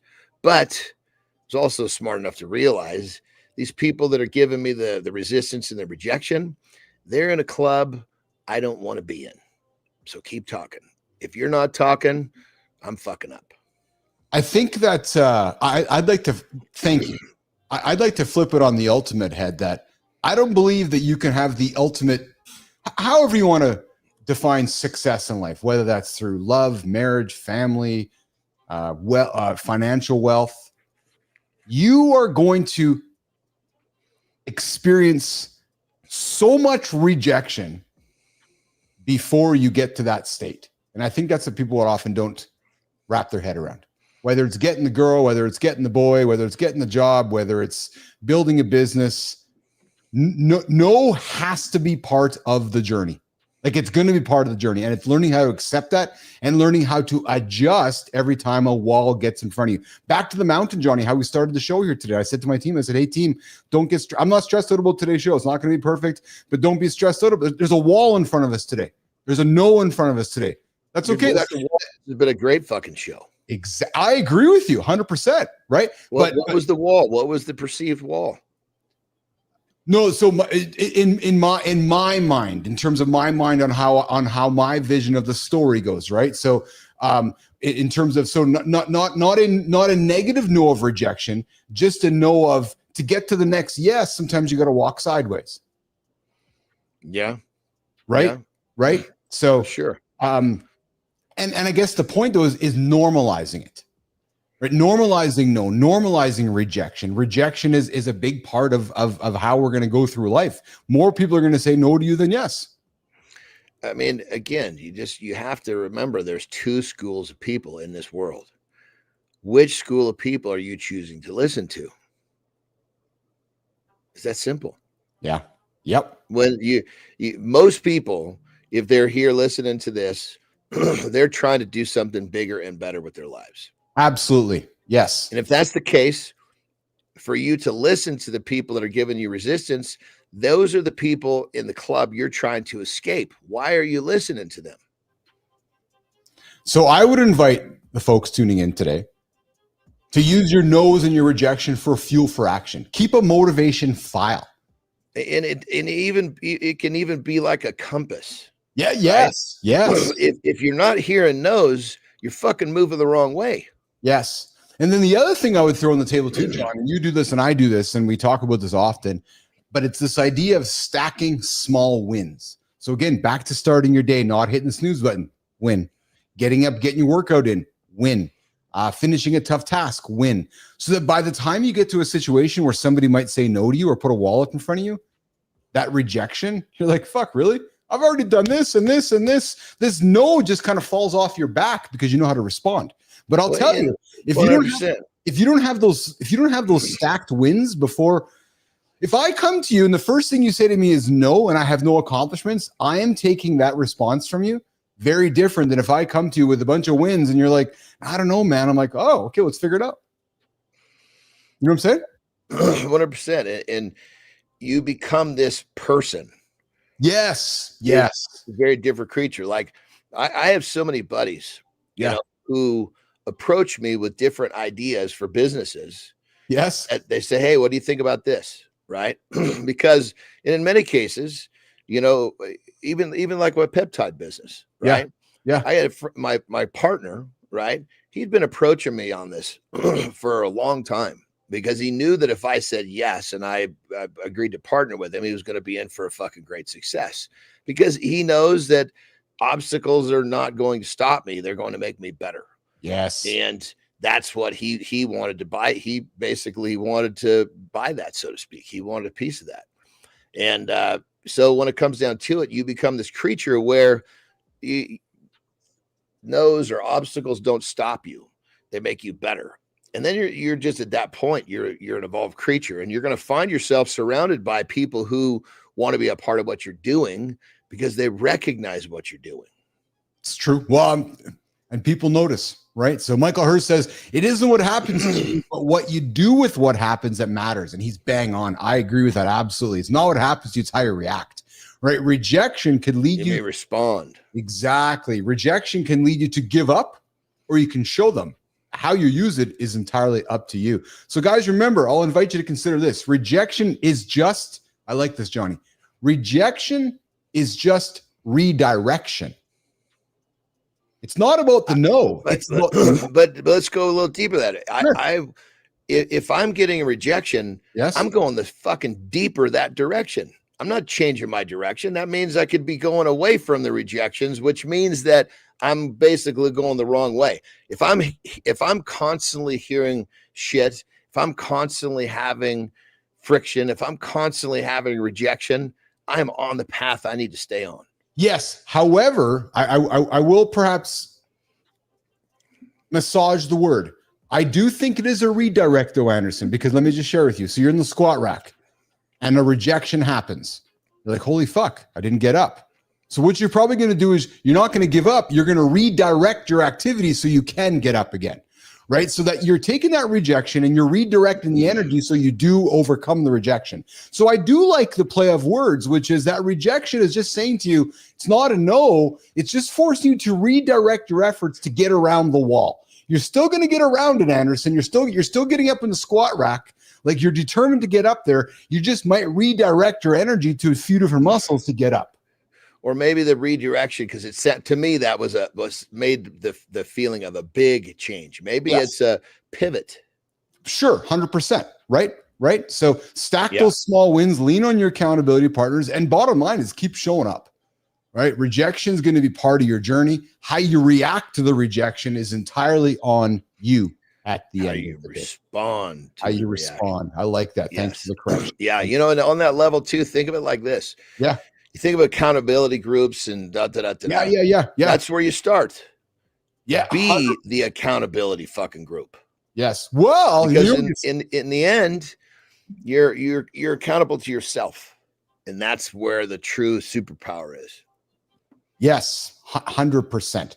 And, guys, you're looking for accountability partner. You know where to find it every single day here on the show. Keith and John are here, 8 o'clock. Great place to start, baby. Great place to start. And you can even get up at 7:30 Eastern time with Matt Roof. So you got 3.5 hours of accountability partner every single day. And if you're looking for somebody to knock on your door in the morning, come hang out with us in the morning because we're here, right? And dude, doing something every single day is hard. So if you're looking for those accountability partners, you got Keith, John, and Maddie here on your side reaching out, and you got this wonderful community here as well. You got a wonderful community that are here to support you. And, you know, if you need help in your journey, here's a plug for Andersen here. We've been talking a lot about peptides and helping ourselves feel better as men. John's got a website. John, plug it for a quick second, brother. Give it a plug. Yeah, Max Performance Peptides is basically that's the place where I have set up where it's a good product. But more importantly, on that website, you'll see the top, there's a green banner. That's a link to the community where you can learn about this stuff. Because I don't want to just I want people to understand how they work so that they can make the best decisions for themselves. Yes. Yeah. Hey, Johnny, can you stick around for 5 more minutes to hang out with me and talk about rejection, decision fatigue? Yeah, let's go. Get me out at 40. You betcha. Ever feel like your brain is running out of gas before lunchtime? Like even choosing lunch feels overwhelming? Well, that's called decision fatigue. Today, we're going to take a few minutes to break down some practical research-backed ways to beat it so you can save energy for the choices that really count throughout your day. Jimmy, let's run it.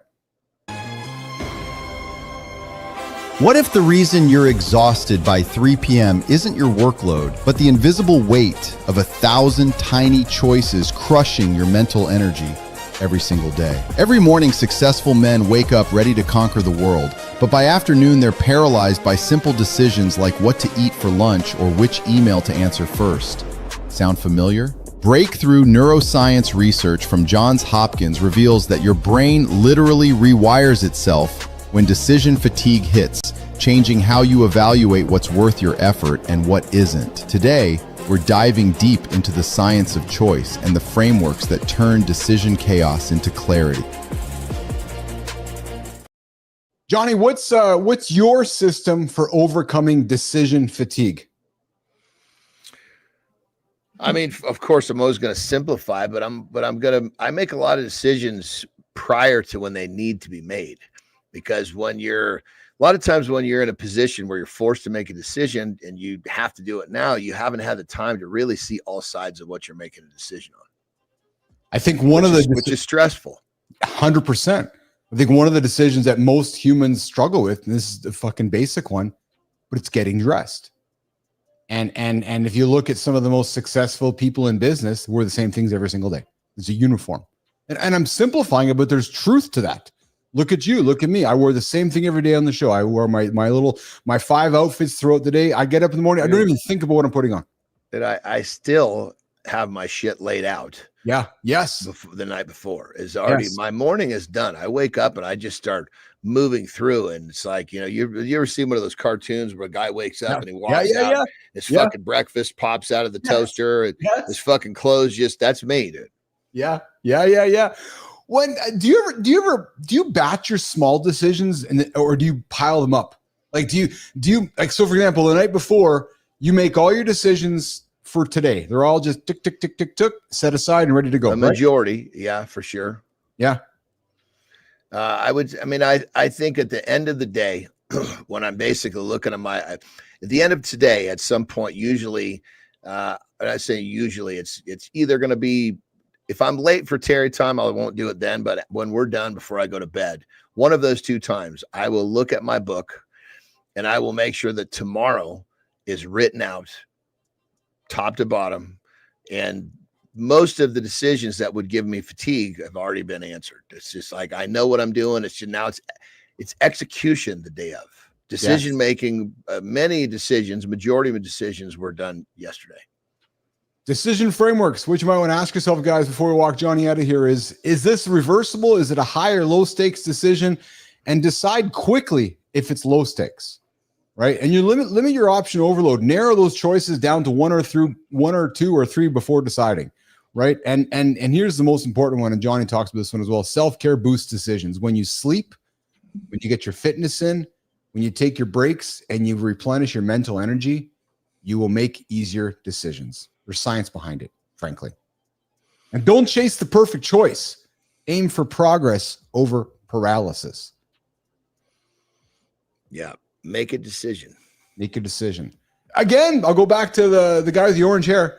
People don't like him, don't like him. I don't really care. I'll give credit. There's decisions being made. That's it. It's all I want. It's all I want from someone. Make a decision. Right. And then understand the power. Yes. That is behind that decision. Yes. Yes. Speaking of, what do you got going on today, brother? Big day. Like, holy smokes. It's so I've got training, then I got some client stuff, then Tara and I are going to pickleball, training number 2, then nap. Then I've got a couple, I've got to be working on the business. Then I've got a call this evening with my business coach, or I shouldn't say this evening, late afternoon. Yeah. And then my Terry time. Wonderful. Again, it's already laid out, babe. I don't even have to look at my book and I can tell you. I'll tell you what time it's all happening. Love it. Well, it's a good way for me to wrap this. Remember, guys, every decision doesn't need to be a masterpiece. You just heard Johnny. No masterpiece going on there, just life. By cutting out the noise and simplifying your choices, you'll show up sharper, more focused, and ready to win the day. And I would say that as I've developed my new routine here, much of my decisions are made the day before as well. We got Lauren in the comments here, Johnny, making dinner. If I don't have a plan first thing in the morning, sometimes so simple as the hardest task at the end of a workday. Yeah, so true. Got Kindness Rising. Matt Roof coming in. Good morning, fellas. Been listening along. Great conversation today. And make the routine decisions, have a system, get a routine. There you go. Anderson, a lot of fun here today, man. I had a good show, had a lot of fun. I enjoyed the chat. When you said this is a great show, I agree with you. I have a vision in my head, and when we have visions, right? And I just have this certain creative vision that we continue to bring to life because I continue want to create something that people haven't seen before. And after yesterday, when we had a call with Evan Marks, Evan's like, basically was this like, what the fuck was that? He goes, I've never seen like that before. Oh, I know what I wanted to tell you. 2 guests in the last week have said to me privately, you'll love this, man. I love how your show made me feel. And I'll tell you this, in branding and marketing, that's the number one thing.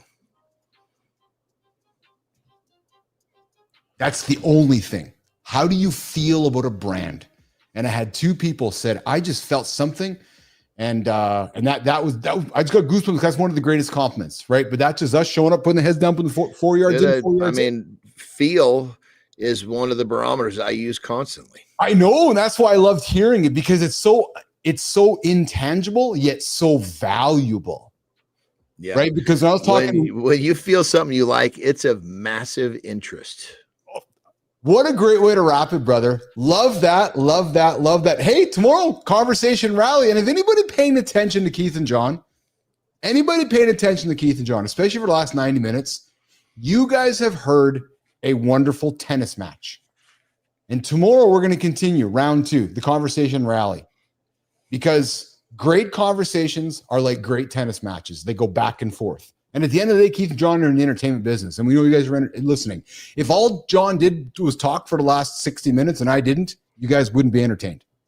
So tomorrow we're going to get into round 2 with the Conversation Rally on how to continue the serve. And if you guys listen to Keith and John, and again, I'll say something to John, the comment I hear constantly from folks is, you and Johnny have a good chemistry. I'm like, well, we just have a good conversation. We know how to have a good conversation. Because you know why, pal? There's interest. That's it. That's it, baby. Okay, pal. Get after it. Go have yourself an awesome day. Go have fun. That's it, baby. Cut me loose, man. I'm raring to go. We'll see you tomorrow, pal. Have a good live. All right, Johnny's out of here, guys. And I'm going to hit some buttons here with some news. Not some new sounds, but I got to get some buttons going on here to just get something in my ears to get me. There's my, who's the top? Roofie. There's my crutch. It's my Highline pipes. Good morning, everybody. What's shaking? You're on Mornings in the Lab. John's gone. Just Keith's left. Keith and Grok on the Mornings in the Lab live network. We get after it every single day right here at 7:30 Eastern time. We've just been rocking and rolling. Just having a conversation rally with my brother Jon Andersen for the last 100 minutes. What a great conversation we've had if you guys are just tuning in. Man, we've talked coffee. We talked rejection fatigue. We talked full body workouts. We talked interest. And I think that was really, the big theme of today's show, right? Is that if you have interest in something, making decisions are going to be easier. Whether it's a full body workout or a low body workout, going to get your workout is going to be much, much easier. And I'm really grateful that, John dropped it on the table, which is interest in many ways is a superpower.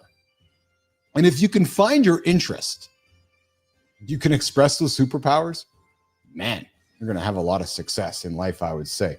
So find the interest and then go get after it. Okay, so I'm going to reset here as we work towards what's left here on the table. We talked decision fatigue. I got something out here. Jimmy, Melissa, here's something I want to get out here, guys, before we get to the community corner. Let's talk about light. The light you never see. This is an interesting one. How sunlight travels through your body to sharpen your vision. Imagine sunlight passing straight through your chest. You ever thought about that? Boosting your eyesight without ever touching your eyes. Well, that's exactly what there's new research shows, that there's certain invisible wavelengths of sunlight that can travel through the body and improve vision even with your eyes covered.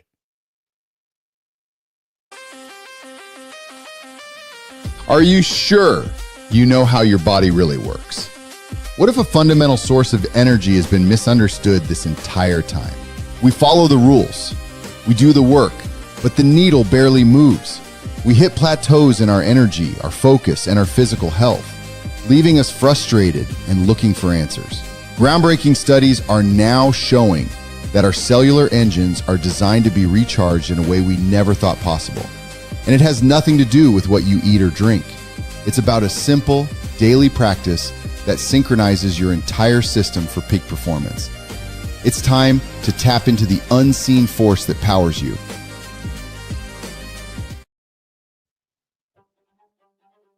This discovery, guys, it could change how we think about men's health, personal development, and morning routines. Because if sunlight at the right time of day can recharge our vision, you know, we might have to have Dr. Labby on the show to have this conversation. What's shaking, Dr. Labby? Because if sunlight at the right time of day can recharge our vision and energy at the cellular level, it means that your morning walk, your workout, or your coffee on the porch might be one of the most powerful daily habits for longevity. Let's get into some of the context and key insights with this whole thing.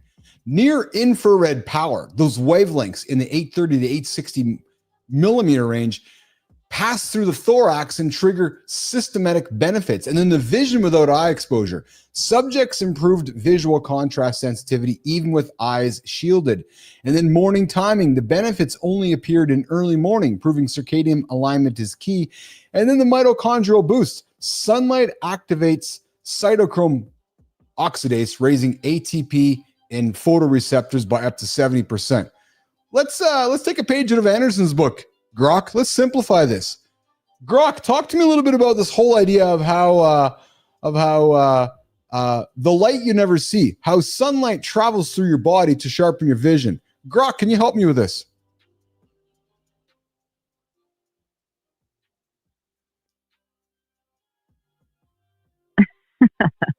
All right, Keith, let's simplify this sunlight stuff like John would. Strip it down to the core. Sunlight, especially the near-infrared wavelengths around 830 to 860 nanometers, can pass right through your body, like through your chest, and still do some serious work. We're talking boosting your vision without even hitting your eyes. A study showed that just 15 minutes of this light in the morning, early like your coffee ritual, can improve color contrast sensitivity by up to 16% a day later. How? It's all about your mitochondria, the powerhouses in your cells. This light hits a protein called cytochrome C oxidase, cranking up ATP production. Think of it as charging your cellular batteries, especially in the retina, which is packed with mitochondria. And get this, it works even through clothes and with your eyes covered. So a morning walk or just chilling on the porch could be juicing you up at a cellular level. Timing's key though. Morning light aligns with your body's circadian rhythm, so you get the biggest bang for your buck. It's like a free, invisible energy hack for sharper vision and more focus. Pretty wild, right? Want me to dig into how you could work this into your morning routine? Yeah, what would you recommend somebody does with their morning routine? How would somebody get the best benefit from this, Grok?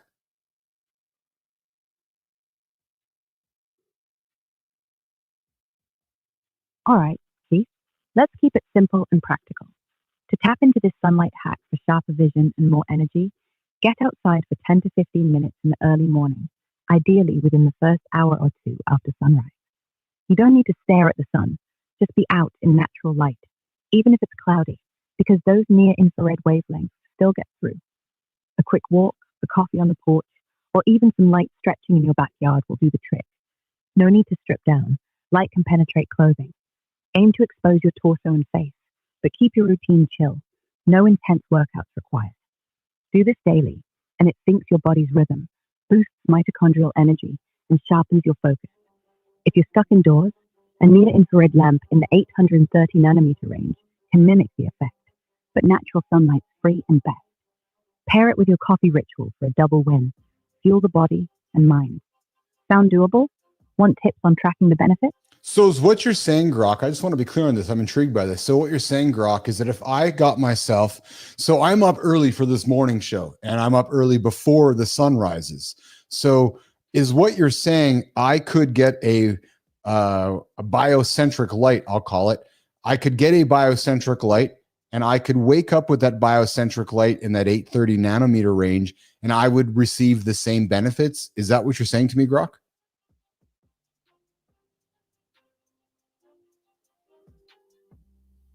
You're spot on, Keith, and I love how you're diving into this. Yep, if you're up before the sun for the show, a biocentric light in that 830 to 860 nanometer near-infrared range can absolutely mimic the natural sunlight effect. Using one for 10 to 15 minutes in the morning, pointed at your torso or face, no need to stare, can trigger those same mitochondrial boosts, ramping up ATP and sharpening your vision, just like natural light. Studies show these lamps replicate the benefits, even indoors, by penetrating skin and clothes to hit your cells. It's like bringing the sunrise into your studio. Just make sure it's a quality near-infrared device, not some random red light. Pair it with your coffee prep, and you're supercharging your morning. Want me to hunt down a specific lamp recommendation? Did you say, Grok, not a random red light? Is that what you said? Like, so yeah, you said not some random red light. I'm intrigued by that because there are many products, and one that we are friends with here in the lab, John Graham, has a red infrared light that he markets. Would I want to stay away from red lights, or talk to me about this, Grok?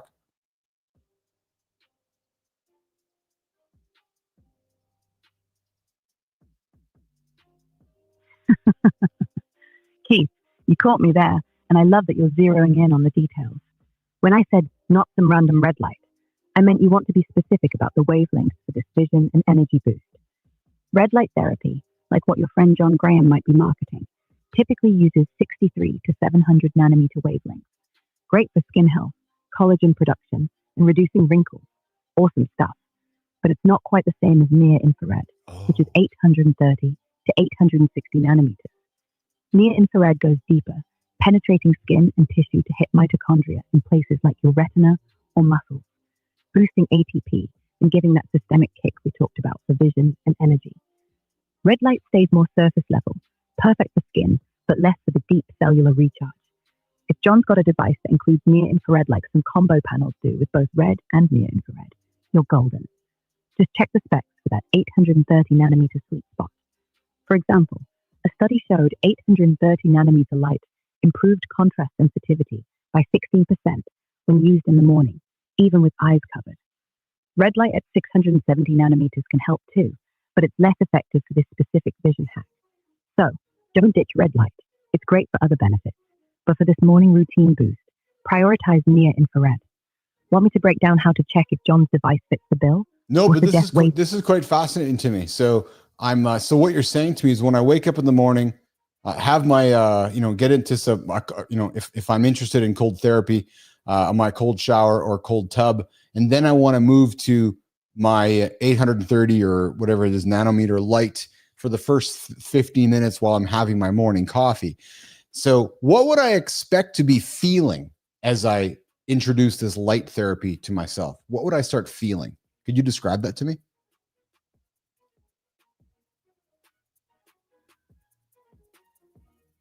Keith, you're building a killer morning routine with that cold therapy and coffee vibe, and I love how you're piecing it together.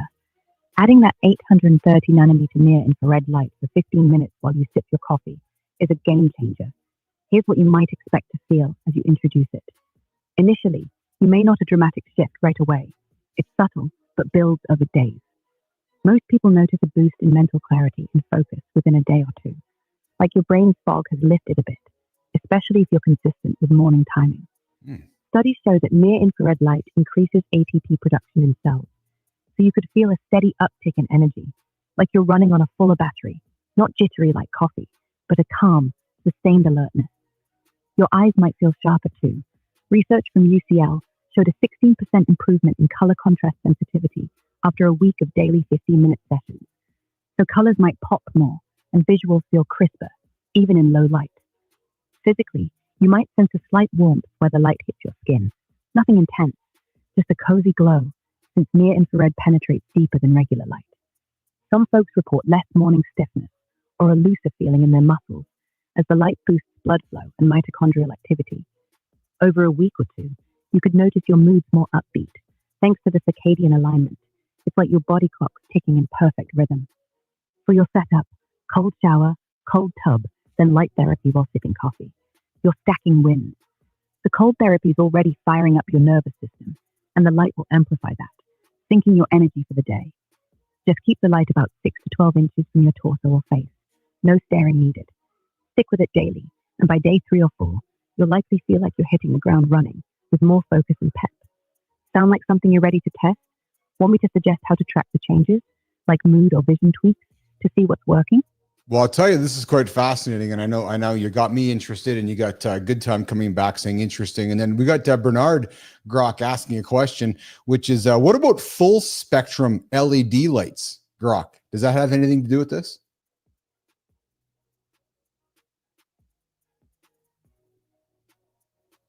Great catch, Keith, and shout out to Bernard for the question. Full spectrum LED lights are a solid option, but let's simplify it. They mimic natural sunlight, covering a wide range of wavelengths, including some near-infrared around 830 to 860 nanometers, which is the sweet spot for the vision and energy boost we're talking about. However, most full-spectrum LEDs lean toward visible light. Think 400 to 700 nanometers for brightness and mood-lifting effects, like helping with seasonal affective disorder. They might not deliver enough of the specific near-infrared wavelength to match the 16% vision contrast boost seen in studies with targeted 830 nanometer light. If the LED panel explicitly includes near-infrared in that 830 range, check the specs. You'll get some of the cellular recharge benefits, like increased ATP and sharper focus. But if it's just full spectrum, without strong near-infrared output, it's more about mimicking daylight for mood and circadian rhythm, not the deep mitochondrial kick. For your morning routine, a dedicated near-infrared lamp would likely hit harder for the vision and energy benefits. If you're curious, I can dig into specific full-spectrum LED brands to see which ones pack enough near-infrared punch. Want to go there? Or stick with how to weave this into your coffee ritual? No, I think we're good, Grok. You have been extremely helpful. What a great segment with Grok here, breaking down this whole idea of lighting in the morning. And actually, we do have a friend of the lab that has a biocentric lighting company. So I think that we're going to be talking to that guy and saying, hey, I think you should sponsor our show so we can promote your biocentric lighting. And then we got another question for you, Grok, from Bernard. What level of PAR is suggested in the room for benefits? That's PAR lighting, Grok.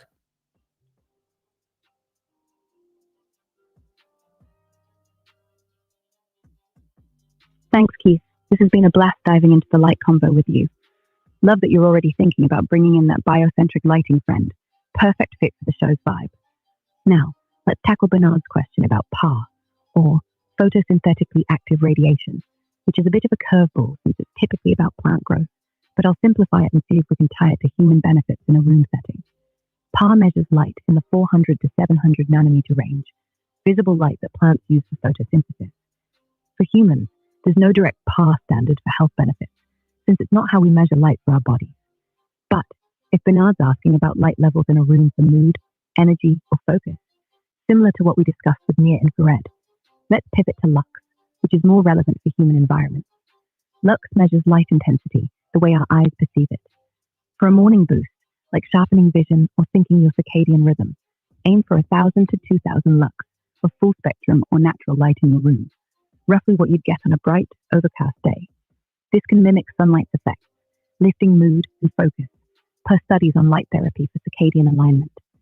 If Bernard's specifically asking about PAR for, say, indoor plants that might indirectly boost your room's vibe, like cleaner air or a calming green effect. Here's the deal. Shade-tolerant plants like pothos or ferns thrive at 20 to 50 micromole per square meter per second.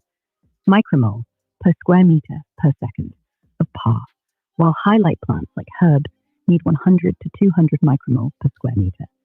You'd measure this with a PAR sensor, but for a general room, a full-spectrum LED putting out 1,000 to 2,000 lux will also support low-light plants and give you that. That's great, Grok. Thank you. That's great. So, hey, we're breaking down light effects in the morning with Grok and myself. Great questions from the community, guys.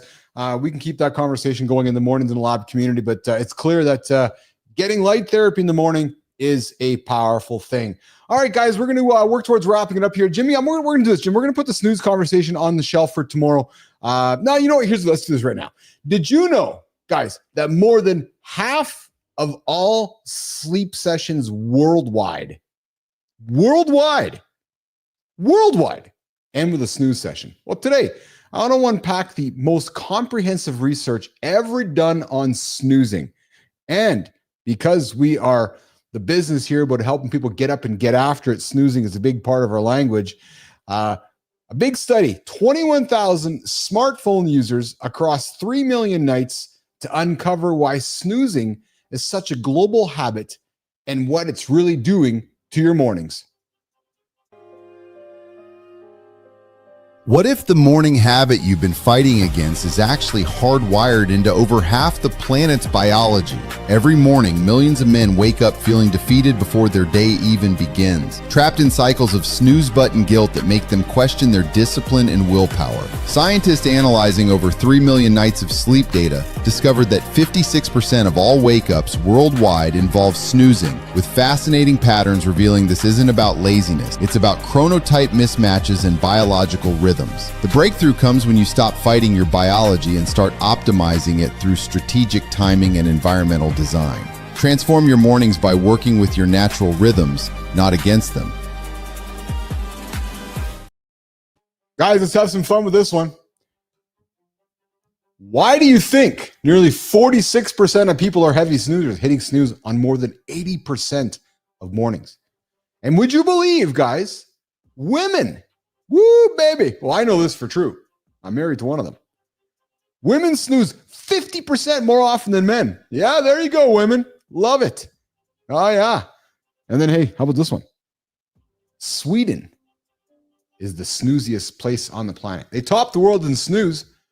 Question for you guys. Why do you think that Sweden is the ultimate snoozer?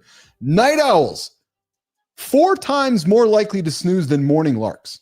So what are you? Are you a morning person or an evening person? Ask yourself that. If you're an evening person, you're more than likely to hit the snooze. I see Melissa is there snoozing with Lauren, so she's supporting our 50% theory that 50% of women snooze more than men. If snoozing adds up to nearly a whole night of lost sleep every month, isn't it time we rethink our alarms? Think about this, guys. Prevalence.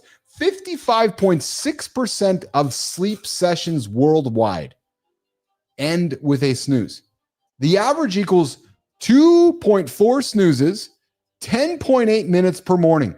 Guys, so even the 9-minute snoozes that our alarms give us, we're actually hitting it almost twice to get to 10.8 minutes per morning.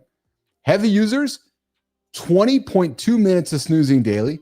Moderate users, 6.3 minutes, light users 3. So I noticed that there's not an extremely heavy one like my beautiful wife who snoozes for 800 minutes every day, probably like Melissa too. So we got extremely heavy users, Melissa and Lauren, 800 minutes of snoozing daily. And you get the moderate users, which are 6.3 minutes. And then of course you got Michael Hers, who doesn't snooze at all because he doesn't sleep. Yeah. So international Sweden, the Swedes, 11.7 minutes of snoozing. Fuck, man. Sweden's behind all of us North Americans. Germany, 2.5 presses. Japan, the shortest at 9.2 minutes. And here's the demos, guys. Yeah, Lauren's comment. I don't snooze. The alarm doesn't wake her up. I know.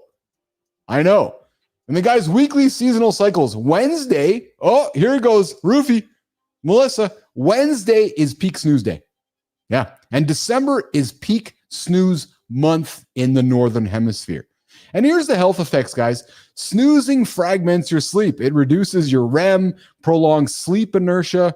But there's some new studies that show for night owls, I can't read this part. It's going to give support. Snoozing may improve cognitive performance. We'll just cut that part out, Jimmy. We won't include that one.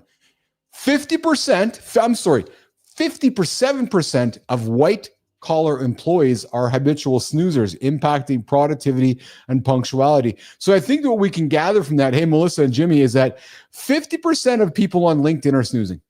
Yeah, because if we're going to make an assumption that, the folks on LinkedIn are a bunch of white-collar workers, well, we can assume that almost 6 out of 10 people on LinkedIn are snoozing their way through our show in the morning. What a wonderful opportunity for business if we're out there to fight all the snoozers. So here's the takeaway, guys. Melissa, Lauren, set your alarm for the latest possible wake-up time and commit to rising with the first ring. Not. Hack your mornings with light exposure, open blinds, step outside. Yes, Holroyd, forget the snooze, just add the creatine. Hack your mornings with light exposure, open the blinds, step outside, or just use a sunrise alarm to reduce that sleep inertia. So guys, do you guys snooze? So whether you're a chronic snoozer or a morning lark, remember, the snooze button defines you. Yes, it defines you. Lauren, Melissa, it defines you. What matters is building a morning mindset that defines you around the snooze button. With the right accountability partner, not your husband, and the right morning routine, you can stop hitting the snooze button and getting up and getting after it, which is a lot of fun here this morning on Mornings in the Lab with Keith and John here on the network. Oh man, I love that conversation on snoozing. Hey guys, what a fun show today. Roseanne, is it a snooze different than a power nap? No, we love our naps here. We love our naps here. Oh yeah, big nappers. We need to have naps. We want to teach hers how to get to sleep. So if napping's part of it, we love it. We love naps. Naps are a good thing here. Okay, so Jimmy, let's do this, brother. Let's get to the community corner. We'll work towards wrapping up. Holroyd, we're not doing Inside the AI Lab here today. I know you're a big fan of that segment, and so am I. We are shuffling our way up the mountain here today and reworking so we can continue moving the business and moving our content and moving everything forward for you guys. So we are going to move over to the community corner. So Jimmy, let's set up the community corner segment and we'll get into some community corner discussion with our creator spotlight.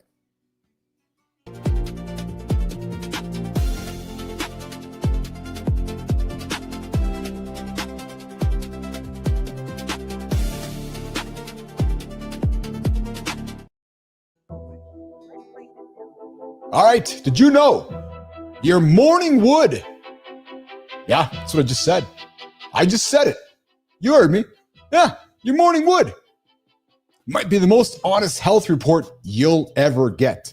Yep, true story. It's time for the community corner where we're going to connect YouTube, LinkedIn, Substack right now on Mornings in the Lab. Today we're going to talk about the morning wood signals. Yeah, how to argue with AI to get better results and how a cold shower can help you fight stress. Let's get into it. All right, Keith. Cold showers.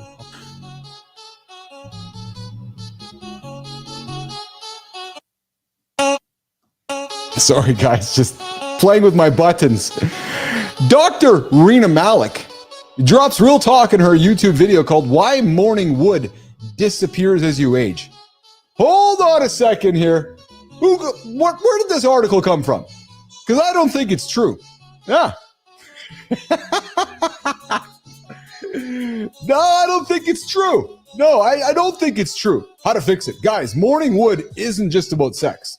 It's a biomarker for vascular, hormonal, and nerve health. If it's fading, that could be an early warning sign of low testosterone or cardiovascular issues. Her advice, don't panic, guys, don't panic. Pay attention and act. Resistance training, aerobic work, quality sleep, stress management, and weight control all support that sexual and overall health. Think of it like a dashboard light. Yeah, when you wake up, ignore it, the problems stack up. Pay attention. Look for the wood. Adjust those habits. And you might just save yourself from those bigger health issues down the road. So fellas, if the guy downstairs doesn't say hi in the morning, you might want to start paying attention. True story on that one. All right, let's keep it moving here. The AI skill no one's talking about, Andy O'Brien on Substack says the most overlooked skill in the AI era isn't coding. It's called conversation. He calls it conversational prompting. I agree. I'm loving this piece of information because too often folks get all knickered up going, I don't know how to talk to the AI. I know how to talk to the AI. Just have a fucking conversation. Right? It's called conversational prompting, going back and forth with it. AI the same way you would with a human. Instead of one-shot prompts that churn out bland brochure-sounding text, push it, contradict it, add rhythm, force friction. What's the result? Work that sounds like you, not like a machine. And he even lays out a 12-minute practice. Spill raw thoughts, add friction, restore rhythm, add sensory, detail, then compress and expand. So here's the question for Nation. Who in our audience out there is using AI regularly? Do you have tips for better results? I want to hear from you. I do. I want to hear from you. Let me know in the comments. Okay, moving over to LinkedIn, guys. On LinkedIn, Zach Scanapico makes the case that stress management starts before stress hits. This is one of those things people know about, don't practice. And you know how we feel about being reactive versus proactive here in the lab. Here's Zach's advice for handling stress proactively. Breath plus cold exposure. There you go. He shares his own progression from ending showers with 15 seconds of cold to regular cold plunges and pairs it with a simple breath work protocol. 30 deep breaths, a button hold, then box breathing. This is how he teaches his nervous system to stay calm under pressure. And the science backs it up. Breath lowers stress, hormones, cold trains focus, and together they rewire how you respond. So I invite you to ask yourself this, Nation. Would you rather wait until stress hijacks your day or train your mind and your body how to be calm? How to be calm even when shit happens. That's it, guys. That's it for today's Community Corner. Let's continue the conversation in the YouTube community. You guys know how to get into it. It's on the Mornings in the Lab channel. If you're not a member, I'd invite you to be one. Adam Holroyd is one. He's one of the OGs. What's up, John Jacob Jingleheimer Smith? He's one of them as well. So is Bernard. So is Lady Drew. So is Roseanne Roof. Love to see all of you guys in the Mornings in the Lab community after the show. And if you want your story featured on our show, follow us, tag us in your next YouTube post, Substack or LinkedIn, and we'll get up and get after it and bring you into the show. All right, let's get to the creator spotlight, Jimmy. Let's keep it rolling, brother.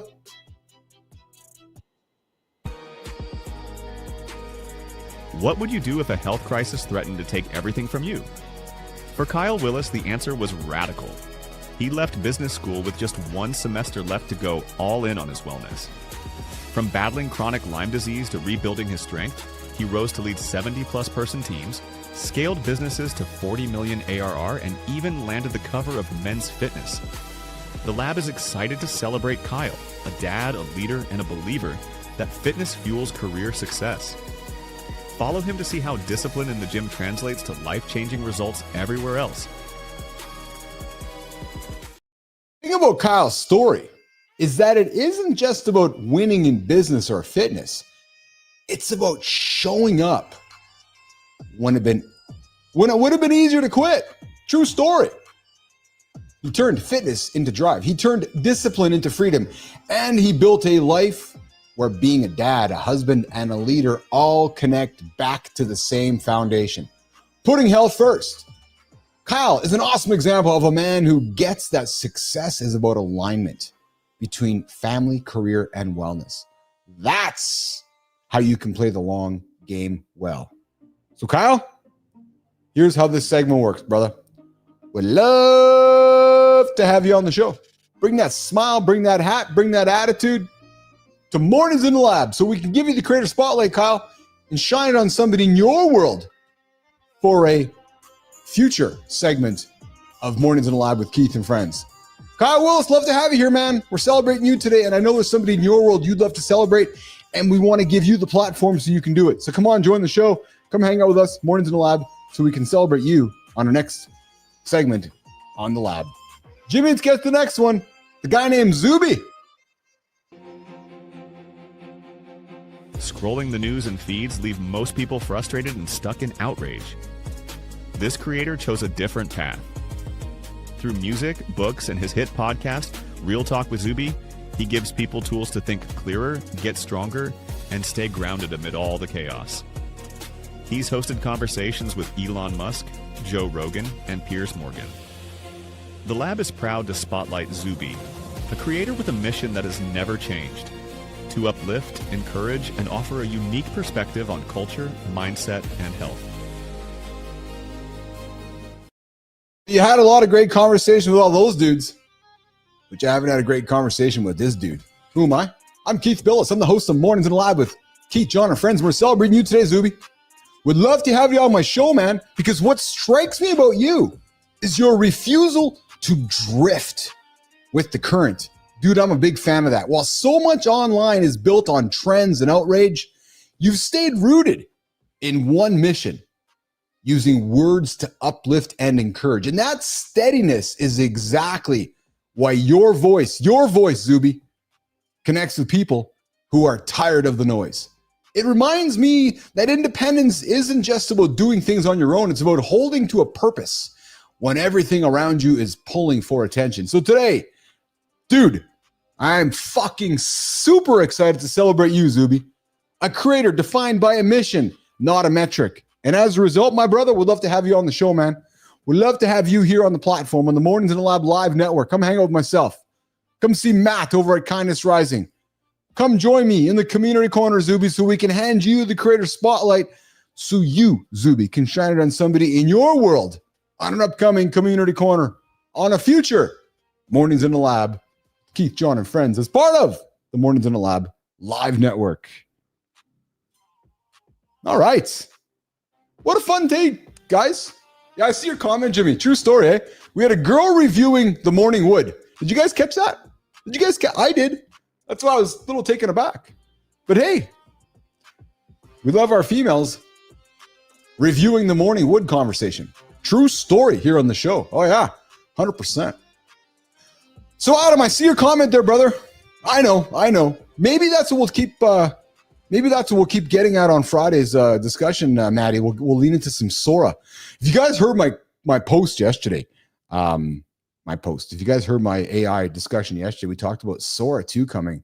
The world is eagerly waiting for Sora 2, and some are wondering what that game changer is going to be. Holroyd, I do expect this week Google Veo to be launching some news. I'm expecting Flow and Google Veo to be launching some stuff. So maybe what we'll do, Holroyd, is this Friday, for the Keith and Matt segment inside the lab behind the scenes there, we'll dig into more Veo, more Sora. I know it's a game right now. It's a big dick contest between all these tech companies, right? So I'm expecting that Sora 2, because ChatGPT 5 was released, so I'm expecting Sora 2 to make its way out very soon. Some are wondering whether it be multimodal, being audio, sound effects, voice, and everything within one thing, or whether it's just going to be video. But I do expect some big announcements coming from Google Flow as well this week. So it's clear that OpenAI and Google are in a race right now. And the winners, us as users. So guys, today's show is a regroup. And what I mean by that is more for my own head. I got big ambitions for this show, and I keep sharing them daily with you guys, and we keep getting 1% better. So tomorrow's going to be 1% better than it was today, but today was a fun show. Hope you guys enjoyed it as much as I did. We're going to wrap up here in a quick minute so we all can regroup. Yeah, here's something I think that I'll tell you guys this. So before I started this morning show thing, I truthfully did not realize all of the work that goes into building this. And I don't mean that from a naive standpoint. I mean that, we've all grown up. I know everybody listening right now has grown up seeing a morning show somewhere on the planet, whether it's an FM show, whether it's Stern show, whether it's something on TV. And you think, oh yeah, they're up there for 2-3 hours. They're having some fun. Pretty fucking simple. They're just talking. Must be easy to do. Yeah. Oh, yeah? Super fucking easy to do. How many people are lining up to do this? Hey, Roofy. My point is, guys, is this. And this is not a complaint. That's why I'm so excited about today. Because today we get to dig in to make tomorrow's show better. And Friday's show better. And then next week's show's better. And next month's show's better. Why? For you guys. We're creating something entirely new here. Nobody has done this before. Now, Keith, what's that hyperbole? No, it's not hyperbole, actually. It's not hyperbole. Tell me a podcast, a show, either in old school media, new school media, that has taken what we are doing every single day and creating a TV show disguised as a morning conversation. Nobody. That's why we're doing it. That's why the idea of rejection is so exciting to me. Because every single day we're being rejected. True story. All right. So on behalf of my crew, yeah, I'm going to call them my crew because I love them. Melissa, Jimmy, Roofy, Johnny, Marty, all of you guys in the community. I'm going to call you mine. Put my arms around you. Lauren, I'm going to call you mine because I want to, because this is our show and I love everybody for showing up with me. Respect to all of you guys. So guys, we're going to get back after it 22 hours from now. That's the funny. Hey, can I tell you guys my schedule? So here's what happens. This is so ridiculous, right? So I'm going to go get a lift in right now till about top of the hour. Grok Hangtail will bring you the wrap up here just because I need to decompress after the show. And then we're going to get into working on tomorrow's show. Yeah, because we got Talking Thumbs dropping later. Do you guys like Talking Thumbs? Would love to hear your feedback in the community. Tell me how you're liking Talking Thumbs. I got a big vision of that. I got a big vision of Talking Thumbs. Michael, thank you, man. I appreciate that. I bragged about you and your format of the show. I love that, man. Michael, I'm a big fan of yours as well. So I hope you guys liking Talking Thumbs as much as we like making them. I fucking love making them. Again, they're different, right? And somebody said to me, Keith, where did you get Talking Thumbs from? I don't fucking know, man. It just came up. Yeah, it's my creative brain. Okay, we're going to get out. I'm going to hit some buttons here. It's going to sound like that. So on behalf of the crew, oh, hold on. Hey, Grok, we're saying goodbye. Do you have something to say, Grok? Ha, Keith, your energy is contagious. I know. I'm loving.